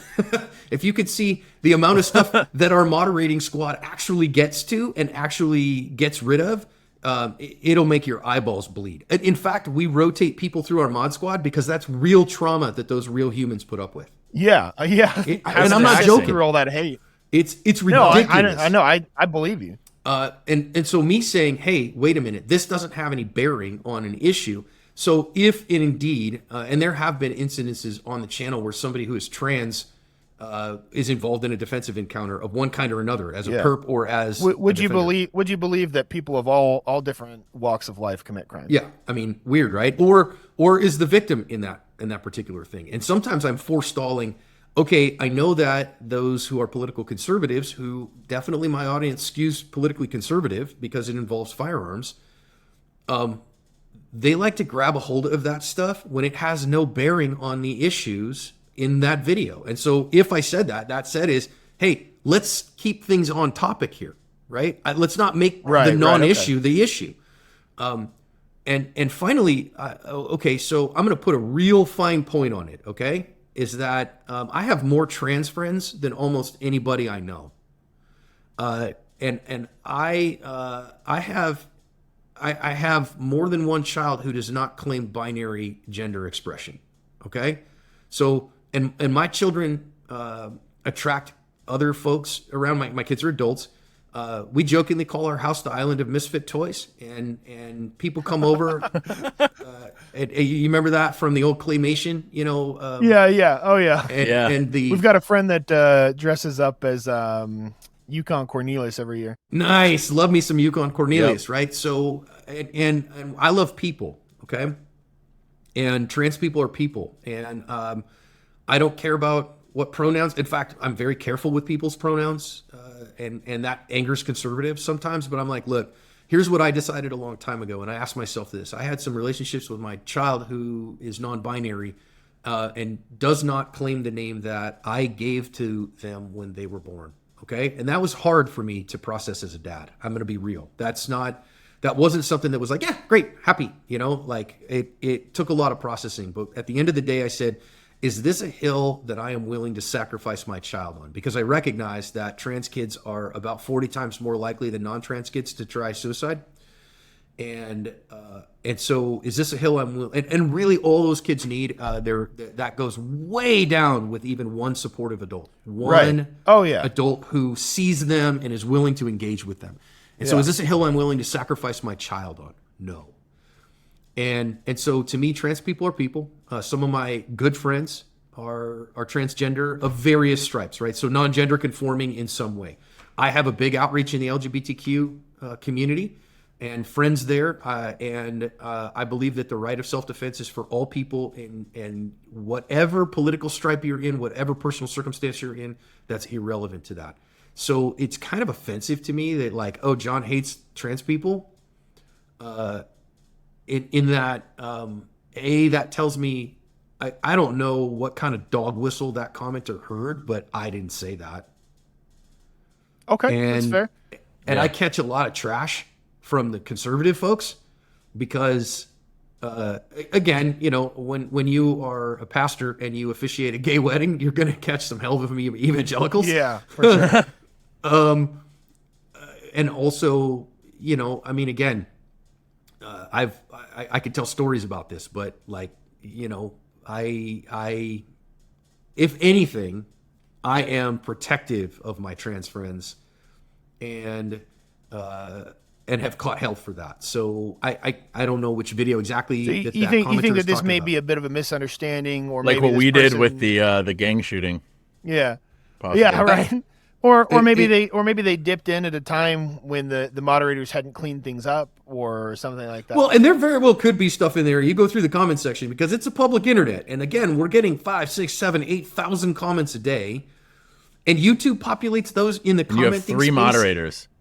Yeah, and I'm one of them. I think and you so said. I'm awful busy. We have 2 part-time employees who do some moderation on the channel. And they're mostly just swinging the banhammer at egregious stuff. And so if you want me to do that, and also, sometimes, listen, the egregious stuff. So I may not see it. And if I don't see it, I don't see it. I can't do anything about it. If I do see it, we kind of grade it based on egregiousness. And if it's just, do I allow some bigots to stick around on the channel? Yeah, I do. I allow them because I go, okay, wait a minute. That's an unpopular idea. And I think you're an asshole. But it's not illegal, or you're allowed that opinion within moderate limits, because I don't want to shut down the discussion entirely. So there's a balance there. Sure.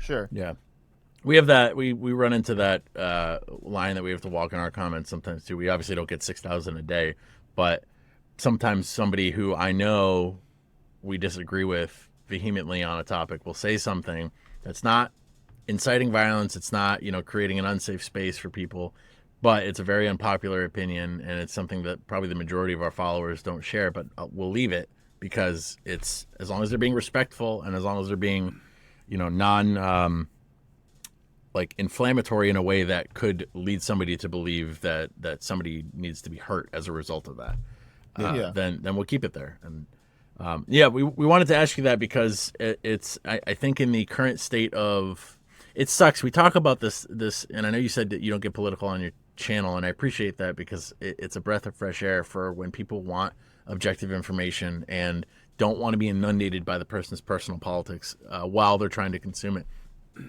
Yep. But it sucks that we're in this spot now. I feel like culturally within the gun sphere, where as soon as new content comes out, people are waiting for the other shoe to drop. Like, all right, is this guy going to believe this, or is he going to believe this? Right. I have to figure out what side he's on right with now. The content, it's like, well, what's this guy's personal opinion? Yeah, and I think we've just learned, that it's there is a moderator team at ASP. They don't tolerate this kind of stuff. They don't take it lightly. I think John's been pretty clear about his personal opinions. Well, and I got plenty of personal political opinions. I mean, I'm a fully owned human, right? Yeah, right. Yeah. Yeah, but it's like, instead of just engaging with the content, it's like, it's more of that parasocial thing. It's like, okay, am I allowed to feel like this guy's my internet friend? Well, and some people believe like you gotta have purity. You have to be ideologically purely with me. That's not the difference. Okay, so I joke my gay friends, right? I have gay friends who just cannot stay away from Chick-fil-A because the chicken is too damn delicious. And okay, yeah, no, I know exactly what you mean. That can be a politically hot button issue, right? Like people are like, wait a minute, they hate the gays, and I have some gay friends that are like, but man, that Chick-fil-A sauce is too good. I can't stay away from it. And so I'm like, I personally, at some level, I don't really look at the politics of the companies that I do business with. Like, if I need some stuff for the house, do I, Home Depot or Lowe's is both here, and which one is more politically pure? I don't know. I don't have the time to invest in that. What brand of nails donates to my political cause? So exactly right. Like I could care less about that. Like, so I drive a truck, and people are like, John, but that company, what's its political affiliation on these political issues? I don't know. I have no idea. I needed I needed a sedan that has a large bed so I can throw shit in it and take it places. A sedan with a bed. Yeah, that's exactly. Yeah. I'm trying to get them to bring back the Baja. Won't happen. I mean, that's a small one anyway. I want a Brat, get Subaru to make the Brat again. Yes. Oh my God. That's what I'm talking about. I need it. Hyundai makes the Santa Fe, but damn it see be a Subaru Brat. What's wrong? Unpopular opinion. I want a tiny little front wheel drive. Like literally, no, not front wheel drive. Myself in there. Yeah, I know. Anyway, yeah. So like, I don't get political like that. Like, I don't look at where are the politics of this brand taking me. And I get it at some level. People are like, yeah, but supporting them with money gives them money to do these things that they do and this and that. It depends, like, right? It depends. Like, okay, so Asp has no dog in this hunt, right? But I tell folks all the time, like, I'm a high priest in the Apple cult. And because it all works for me, like I've got an iPhone and an iPad and an iMac and AirPods and all that, and I'm a high priest in the Apple cult. And people are like, John, how do you feel about the politics of Apple? I said, I have no idea the politics of Apple. I know when I need something that works, and everything works seamlessly together, and that works for me. It's really interesting because we interact on our page. We interact with a variety of people. Some of them are like actual communists. And my oldest claims communism. Yeah. And so there's this phrase, no ethical consumption under capitalism. And you'll find that like in far leftist circles, there's this same discussion of like, how can you buy this product when this company does, such and such and such. And, they have this term, no ethical consumption under capitalism. It's like no matter what you do, you're going to be buying a product from somebody that believes something that you don't like. And does that mean that you cannot engage in the economy? Does that mean in commerce? You must not buy anything ever? You must build a hut on public land and never use electricity? No, it's not reasonable.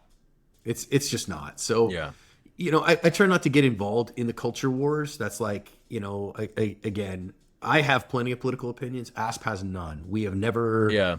ASP has never endorsed a political candidate. We have spoken directly about Second Amendment related issues. So, like, I'll talk about the Supreme Court decision on the channel Bruin v. New York State Rifle and Pistol Association v. Bruin. I'll talk about what the law is or those things, but we don't like John. Oh, John, who are you voting for? Like, it's irrelevant. It doesn't matter who I'm voting for. You vote for who your conscience says is the best candidate. And I'm also not hiding that. I won't hide in my own personal space what that looks like, but don't say that's not the official position of active self-protection because I've got 12 employees and we have diverse opinions. Yeah, for sure. You also, you don't need to connect that kind of stuff to the business if that's a personal thing. Part of me, it's, we run into this thing now where we notice a lot of these people are coming kind of like full mask off, politically speaking, because of the because of how volatile politics are. And I remember a time where that just didn't happen. Part of me, like, on one hand, I wish we can go back to where nobody talked about religion or politics. But then another part of me is relieved that now a lot of these companies who are so far opposite of what I believe are now open about it so that I can avoid them. Sure. And it's, we always say, like, the best way to vote is with your dollar. If you don't like a company, then don't spend your money there. And with the Chick-fil-A thing, I remember for the longest time when my wife was eating keto, she was doing the keto diet, and she still does it. But Chick-fil-A is the only fast food place that offers unbreaded chicken nuggets. Yeah, like grilled nugs on a salad is like keto central. Why wouldn't another place get on board with that? Keto is like the thing now. And she said the same thing. She's like, in a pinch, it's the only place that I can get something that's going to conform to my dietary restrictions. And, and it's one of those things that, now we know where a company like Chick-fil-A stands, and you can make an informed decision on that. But at the same time, if you went back 20 years, you would never have known that, and you'd have a whole bunch of people that didn't want to support them supporting them. Sure. But I just wanted to ask that because it's one of those things that it's unfortunate that people look for a specific political leaning, but I think that and no disrespect to the follower that asked. No. Like I said though, but we're also live in a world where it's important to people to figure that stuff out, and reasonably so, because so many people in the gun sphere are coming out as transphobic, homophobic. Communists aren't people usually in the same vein. Yeah, helicopter ride jokes. Yeah, helicopter jokes. Like and it's one of those things that for the people that I know listen to this podcast, I know is only going to make them appreciate you more. And we obviously never want to get anybody in a gotcha position on this podcast, but I knew you were open to talk about it. So I mean, normally. It just occurred to me. Normally, before we start recording, we talk about how we're not doing gotcha journalism. If there's off limits topics, we can keep them off. Well, we limits. did. We asked him if there was anything he did. Oh yeah, we did. Yeah, we're good. John's good. Yeah, we're not out here trying to ambush people with crazy stuff.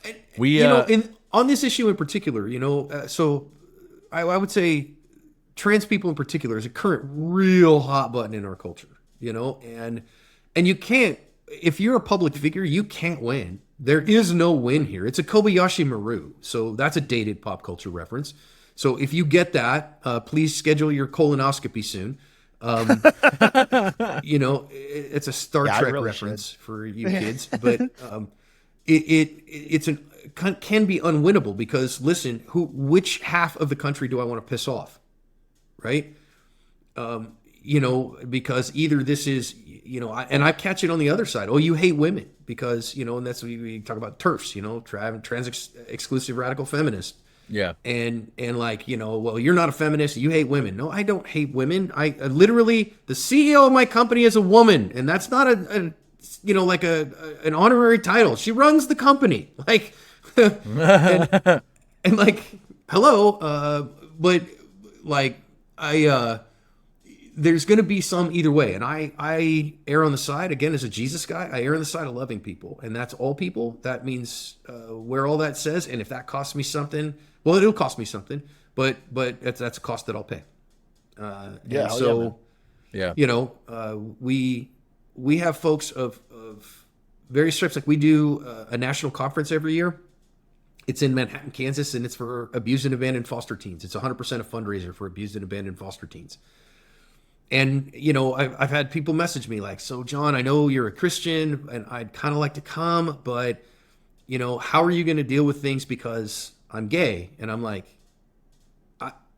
are you going to use gay on the range? Is that somehow going to come into play on the range? I don't understand how this is an issue. I don't care. That's not but my boyfriend will be there. Okay. Are you going to have sex on the range? Because if you're going to do that, I don't care if it's who it is. Straight people can't do that either. Yeah, I don't care. I don't care if it's straight or gay. I object. I don't care. Come on, man. I'm going to be me and you be you. And it's cool, man. We're friends. It's all good. So I don't know. That stuff frustrates me that you get pigeonholed because, again, am I pure enough in that? And instead I'm like, dude, we don't have to agree on a lot of things. Okay, in order to be friends. No, absolutely. And it just so happens that we've gone, we're kind of associated with more left-leaning circles because of the things that we believe, which, unintentionally, or we came into this, I think, with a very libertarian mindset, like gun rights for everyone, all rights for everyone, all the time.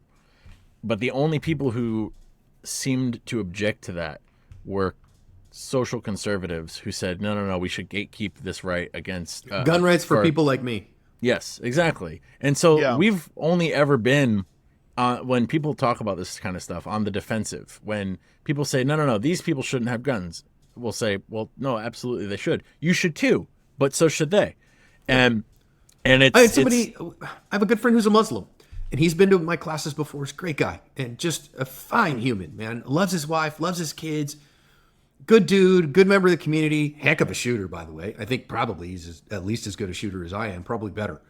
And people were like, John, you would train a Muslim? We were just Yes? Like, what does that got to do with the price of tea in China? Man, I just recalled on one of the recent episodes, I don't remember which one, when I was just getting into guns. I think I had just bought a 6-hour 1911 from my local dealer. And so I was like tapped into like gun news. I was 21 years old, and I found a news article that was very recent at the time. Some like rural handgun trainer. He's like a registered NRA certified and Texas CHL class. Was put in his advertisements that if you voted Democrat or you were a Muslim, that he wouldn't train you.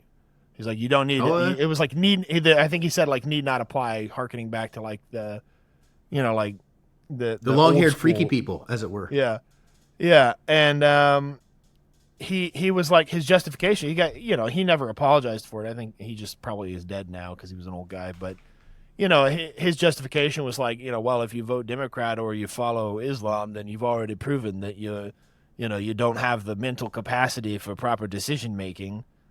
And that was that was the really, thing. like, that really shocked me.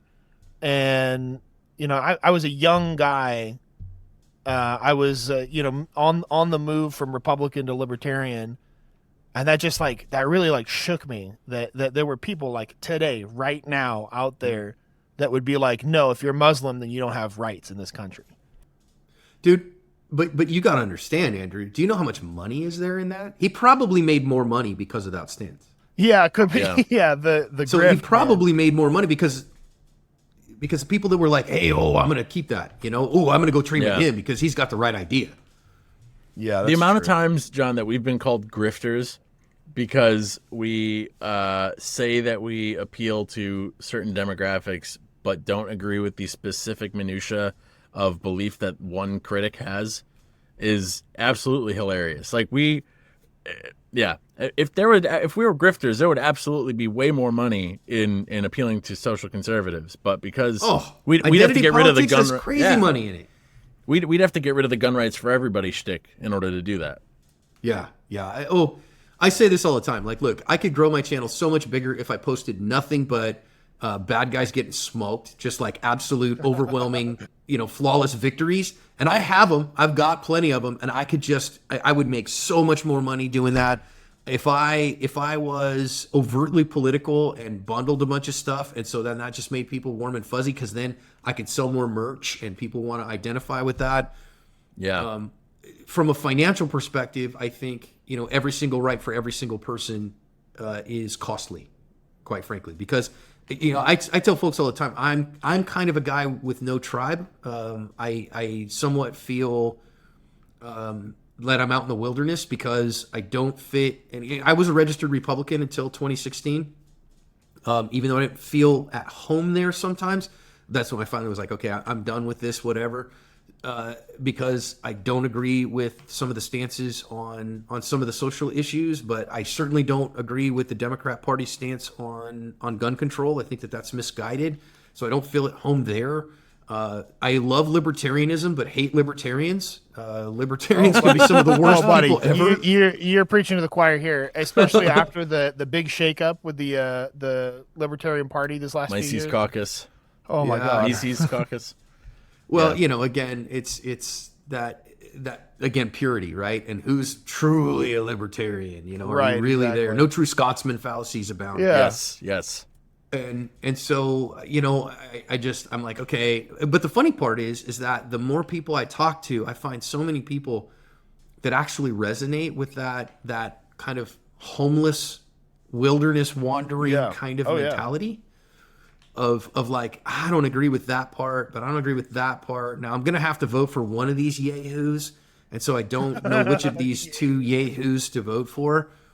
And I'm like, well, so do you want cancer or do you want AIDS? Like, which one do you want? Like, What is it from South Park? Is a douche or a turd sandwich? yeah, exactly. Like, it's sometimes you're gonna have to do that stuff, and I hate that too. But voting for the lesser of two evils is still voting for evil. It's such a dumb Yeah. thing that we're like yeah. stuck doing, but And look I don't, where we are. Yeah. I don't know how we're going to get out of it without any type of significant I don't want political to violence, talk but about yeah, the let's not election. talk about that. Yeah, Let's yeah. not. So I try anyways to just say, listen, in my defensive message, none of that matters. Like, none of that's coming Yes, into play. yes. I just want people to be protected safe. of any political strife. Be safe. Violence is not the answer. I decry ideological violence, political violence, personal violence. No, this is not the way that we do things. Yeah. So We have right. 2 more questions, and then I promise we'll let you go. I'm enjoying the conversation. This No, is great. dude, we're loving having you on. It's just one of the little admin things we always forget to ask our guests is how long do you have? Right. And like it's you got to walk this line of like, I want to be polite and I don't want to be like, hey, when are we gonna wrap this up? But at the same time, like I got shit to do. Yeah. I got a life to live. yeah, for sure. So our friend is Kendarian from Discord. It's our friend Kenny. He says he wants to know, he's curious what patterns stand out to you after watching approximately a zillion defensive encounters, especially anything that surprised you. And a part 2 of that would be, do you have any advice to avoiding becoming a victim or targeted? How to be prepared and what to do if you ever are?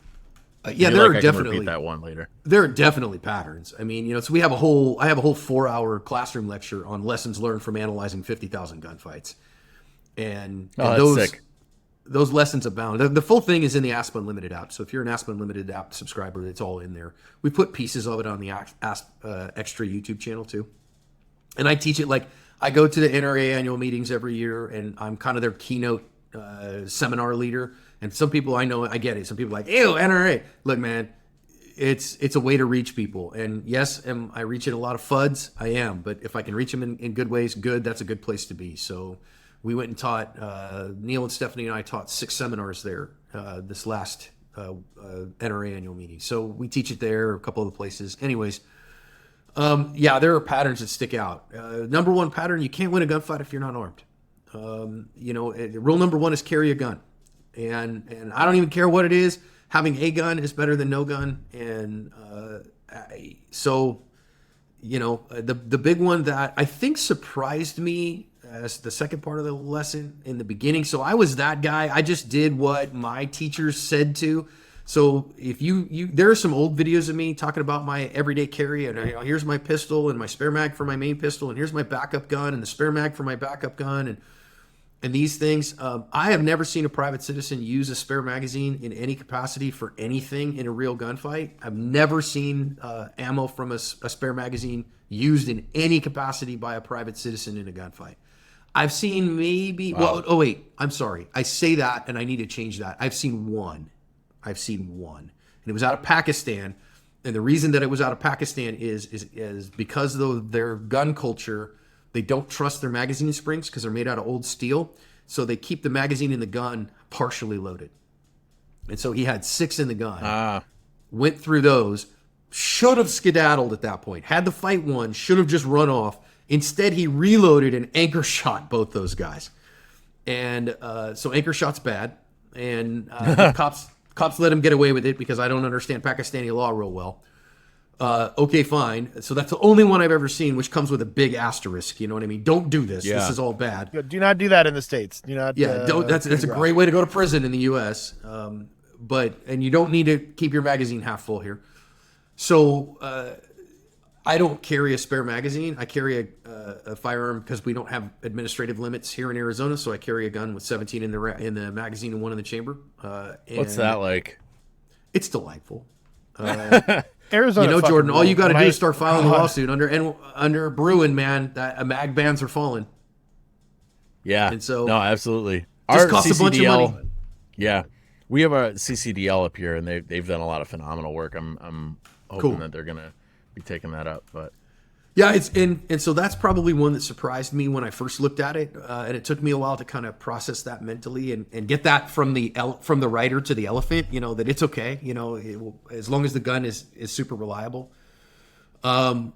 And the big piece of advice, the number one thing is pay attention to your world. And number one piece of advice is that so many people lose gunfights and lose defensive encounters because they don't know they're in one until they're in the middle of it. Whereas if you just paid attention to your world, you probably would see things coming and have a little bit more time in order to prepare mentally and physically for what's to come.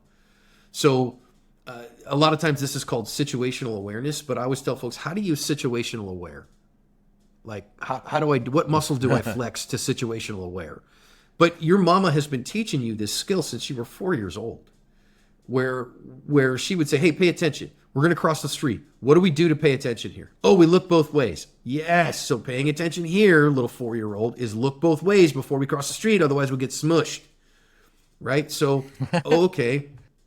What does it mean to pay attention? I say, you're going to go to Walmart to pick up stuff. Okay, fine. You start getting into the parking lot and people just turn their brains off and because they're looking for a parking spot. Okay, fine. Well, the problem with Walmart is it's filled with Walmartians. And so I'm looking in this parking lot, not just for a place to park, but paying attention means what are people doing around here? Is it normal? Is it what I expect? Yeah, that guy's going back to his car. This couple's getting out of their car. They're loading groceries. All that's normal. Okay, fine. I'm paying attention. Everything's normal. Proceed. But if instead I see, gosh, man, there's like 12 kids sitting over here that are loitering in this parking lot and looking around.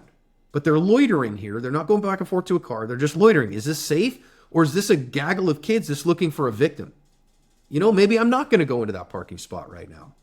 And so, when I've seen people walk right into armed robberies, literally just walk right into the middle of it and only realize it's an armed robbery when the guy turns the gun and puts it in their face. Oh my God, I can't believe I didn't see that. So just pay attention to your world. And I say the way that you get to pay attention without being paranoid is to be like a curious 5-year-old. If you've ever seen a 4 or 5-year-old, when they come into a new space, they're just curious what's going on. Wow, what is here? God forbid they find somebody without a limb or with a physical handicap. They're just grilling the dude. Well, and okay, but see, the cool part of that curiosity is they noticed it. Yes. And then they're like, hey, dude, you don't have it all. They have to tell them. Right. Most of the time. Look, something's out of place. You don't have it. So I have a good friend, and he was born with a congenital defect where he doesn't have a left eye. Okay. And so he's got a glass eye, and you can tell there's a little droop there, right? Whatever. And the kids are always the ones that go, what's wrong with your eye?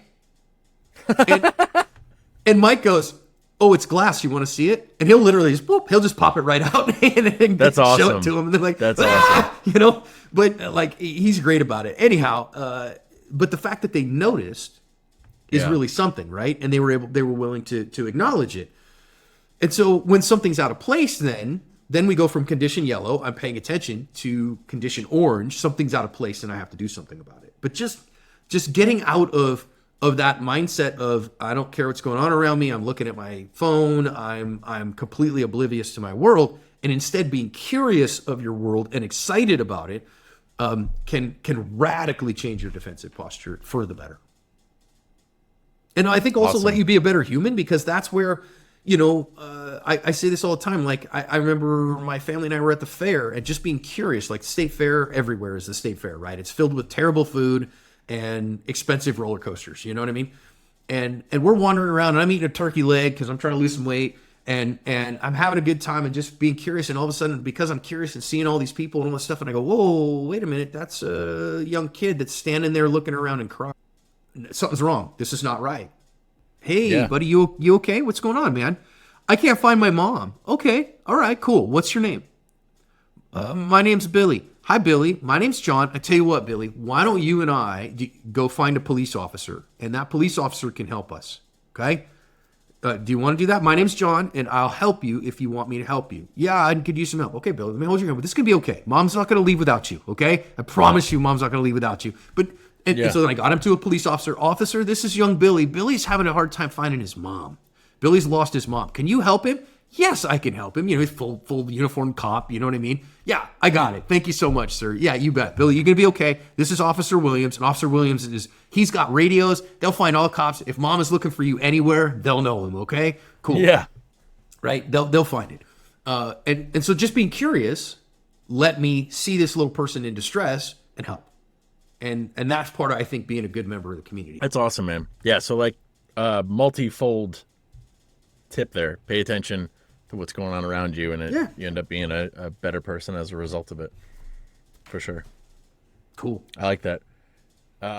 Our second question is, so I think we might have talked about this a little bit, but analyzing violent content takes a major physiological toll on the viewer, and yet you're able to produce thoughtful examinations of self-defense situations. How do you keep yourself from becoming overly cynical when creating content for ASP, especially when you're dealing with situations where someone's stupidity, hubris, or ego produce an outcome? Andrew, stop highlighting it. Where their legacy is being a sad, teachable moment for ASP's audience. That's from Pantsless with Wolves. I think that, to me, the big thing that I try to do in the modern trope is touch grass, is get away from the computer, right? I spend time every day making content, but I also spend time in the real world. I try to get away from this stuff. The last year and change or so, I've been really focused on my physical fitness. And so like I get out every morning for a run, and I get out for a workout, a run one day, a walk the next, do some strength work, whatever. I try to go see real people and have real relationships and real conversations. I've been to plenty of therapy. I read good books, have good relationships. And I think that those are what keep me from going crazy. And, when you see people make those kind of mistakes, I always say that this is the same for my cop friends, right? That the training lessons that we learn are paid for in someone else's blood. And so I take that very seriously, but at the same time, I also recognize that I help no one if I burn out. I help nobody, including my family, if it drives me to despair or to bitterness. And I also think that's part of spiritual fitness, is that there's always hope for the future. As part of that in my relationship with Jesus, I have to recognize that, okay, you're going to have to, you asked the question, so I'm just going to answer it honestly, that No, I love it, man. The story of the Bible is God bringing all things back to their intended purposes through the person and work of Jesus. And so my mission is to live that out and to live the values and the character of Jesus in my world, to bring some of the kingdom of God here, to bring the goodness of the kingdom of God to earth to the best that I can until he comes for me or I go to him. And so I look at that, I see this kind of thing go down, and I say, wait a minute, how do I bring the goodness of God here? How do I bring this into a place where people are helped by it rather than hurt by it? How do I make this message such that not that it's cotton candy and it's feel good, but rather that it really earnestly helps someone? And I get messages every week from people who are like, John, you saved my life. And I was like, okay, no, I didn't. You saved your life. Tell me what happened. And plenty of people, dude, I got into this thing and then this thing happened. And then I heard your voice chipping in my ear about I needed to do this thing. And I went and did it and I lived. Now, I suppose the other side of that is that if they didn't live, I wouldn't hear about it because they wouldn't be able to email me or whatever. Fair. But so there's a selection bias here. But I recognize that the work is important and good and helps people. And I hear from people who are staunchly anti-gun that are like, John, I really hate guns, but I see what you're doing and I really value it. And so you're making me think about this situation in a lot more difficult ways. Good, man.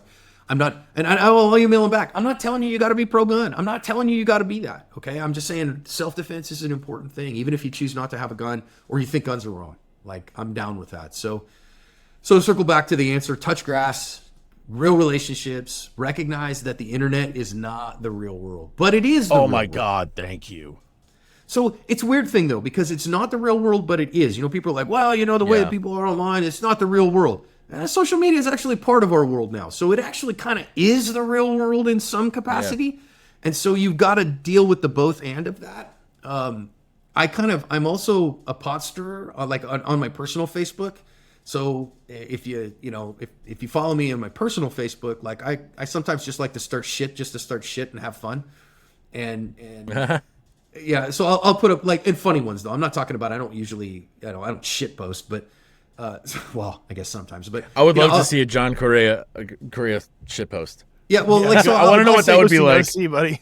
I'll say things like, at least in these trying times, we can all agree that drums are better than flats, and just leave that out there in the world for people to argue about. Wrong, buddy. Wait, what? Drum. No, I would agree with you 100%. Yeah. I used to have no place in this household. What? See. So First now we're of all, going to start they're called a drumettes, not drums. At least in these trying times, we can all agree that people who eat Miracle Whip were abused as children and need our prayers. And so, just wait. Just are you talking about that. Miracle Whip whipped cream or no, just the Miracle Whip, the abomination sandwich? Yeah, it's spread. not real. Yeah, that's terrible.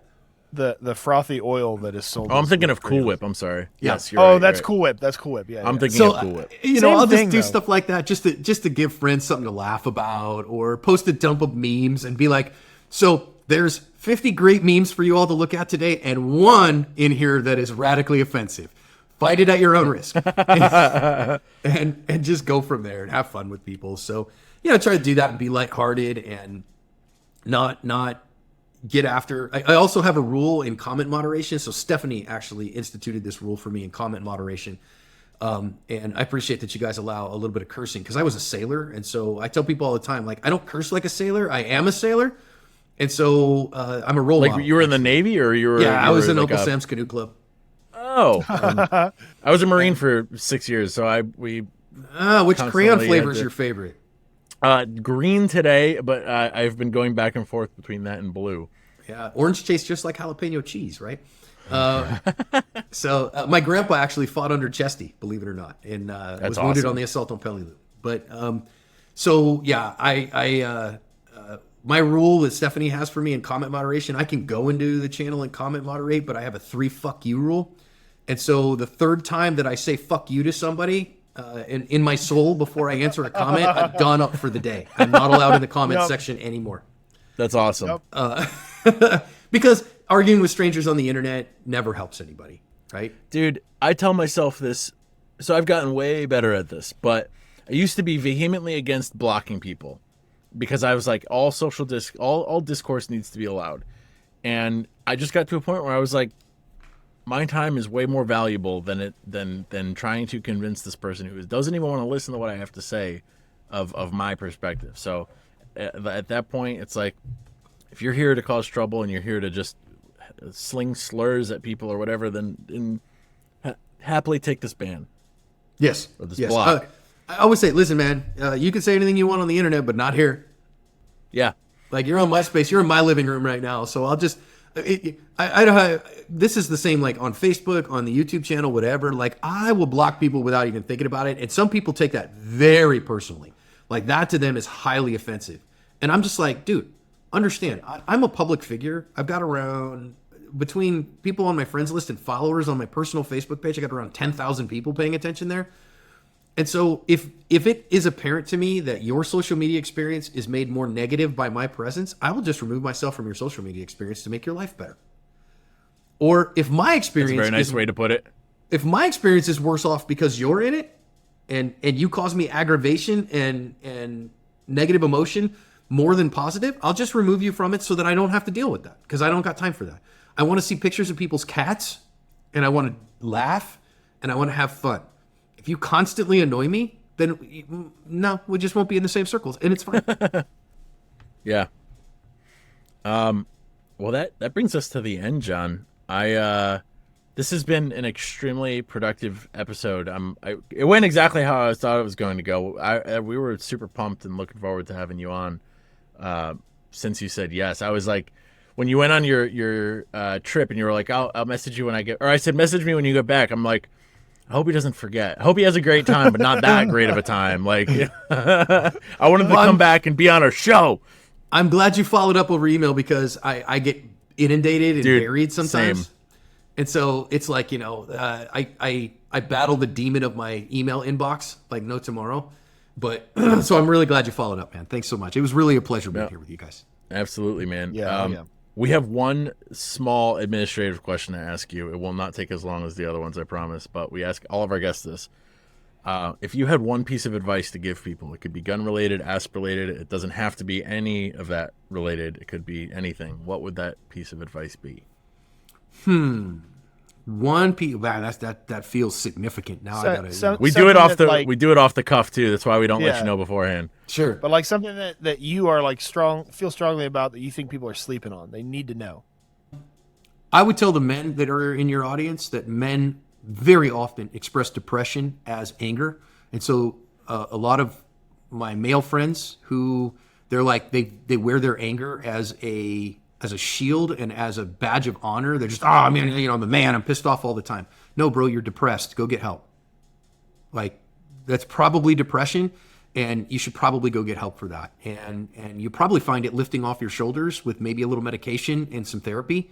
And your life will get so much better. And your wife won't, or your significant other won't hate you, and your kids won't be scared of you. Because if you just live through that and you've got young children, they will be scared of you. And trust me, my youngest is 18, my oldest is 27. As your kids get to be adults, you want to have a relationship with them that they like you and that they want to be around you. And so work on yourself. Oh yeah. Fuck yeah. Hell yeah, brother. And it's okay to have There were a couple emotions. times- Like it's okay Yeah. to have more emotions than angry and horny. Like horny's not even an emotion. It's okay to have more than that. Like If it's not an emotion, then why do I feel it now? why do I feel it so often? Not only is it okay, but it is vitally important. And we've Yes. harped on this podcast about how it is my personal belief that a lot of this a lot of this violence that we're seeing in America, Oh, it's so true. it's it's not a problem with men, it's not a problem with guns, it's not a racial issue.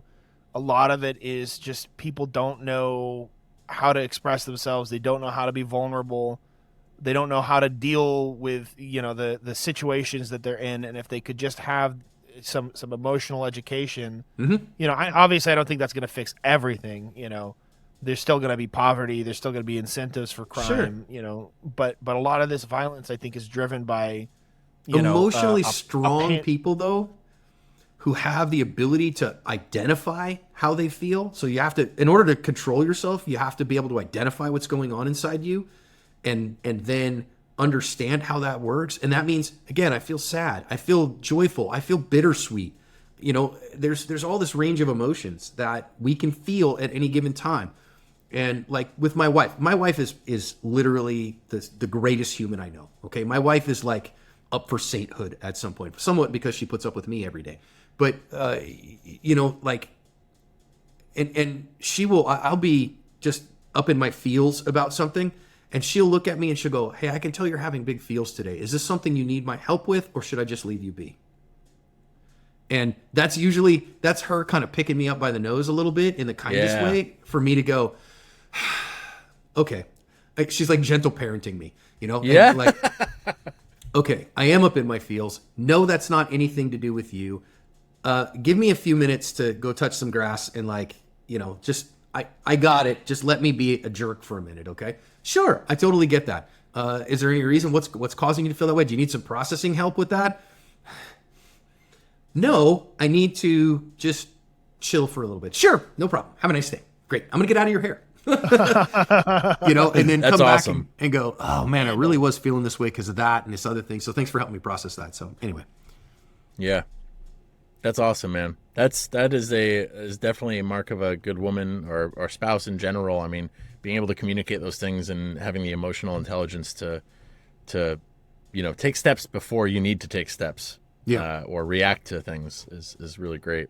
My wife has helped me a lot with that. Nice. Me not realizing that I'm treating her differently because of how I'm feeling. Right. Even though it has nothing to do with her. And that's excellent, man. That's why you've been married for 29 years. 29 years, yeah. Going on number 30 here.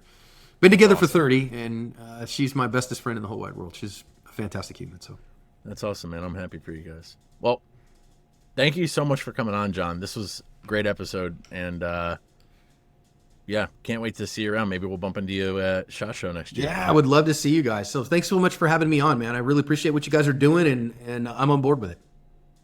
Heck yeah, man. Oh, yeah. And we'll continue to be supportive of what you're doing. I was trying to think of a snarky way or a funny way to say one of your many millions of followers on YouTube, but it didn't come to me. I wasn't ready for it. We'll But yeah, thank you, man. We'll be Yeah, here. you bet, guys. Thanks so much for having me. Really great to be here.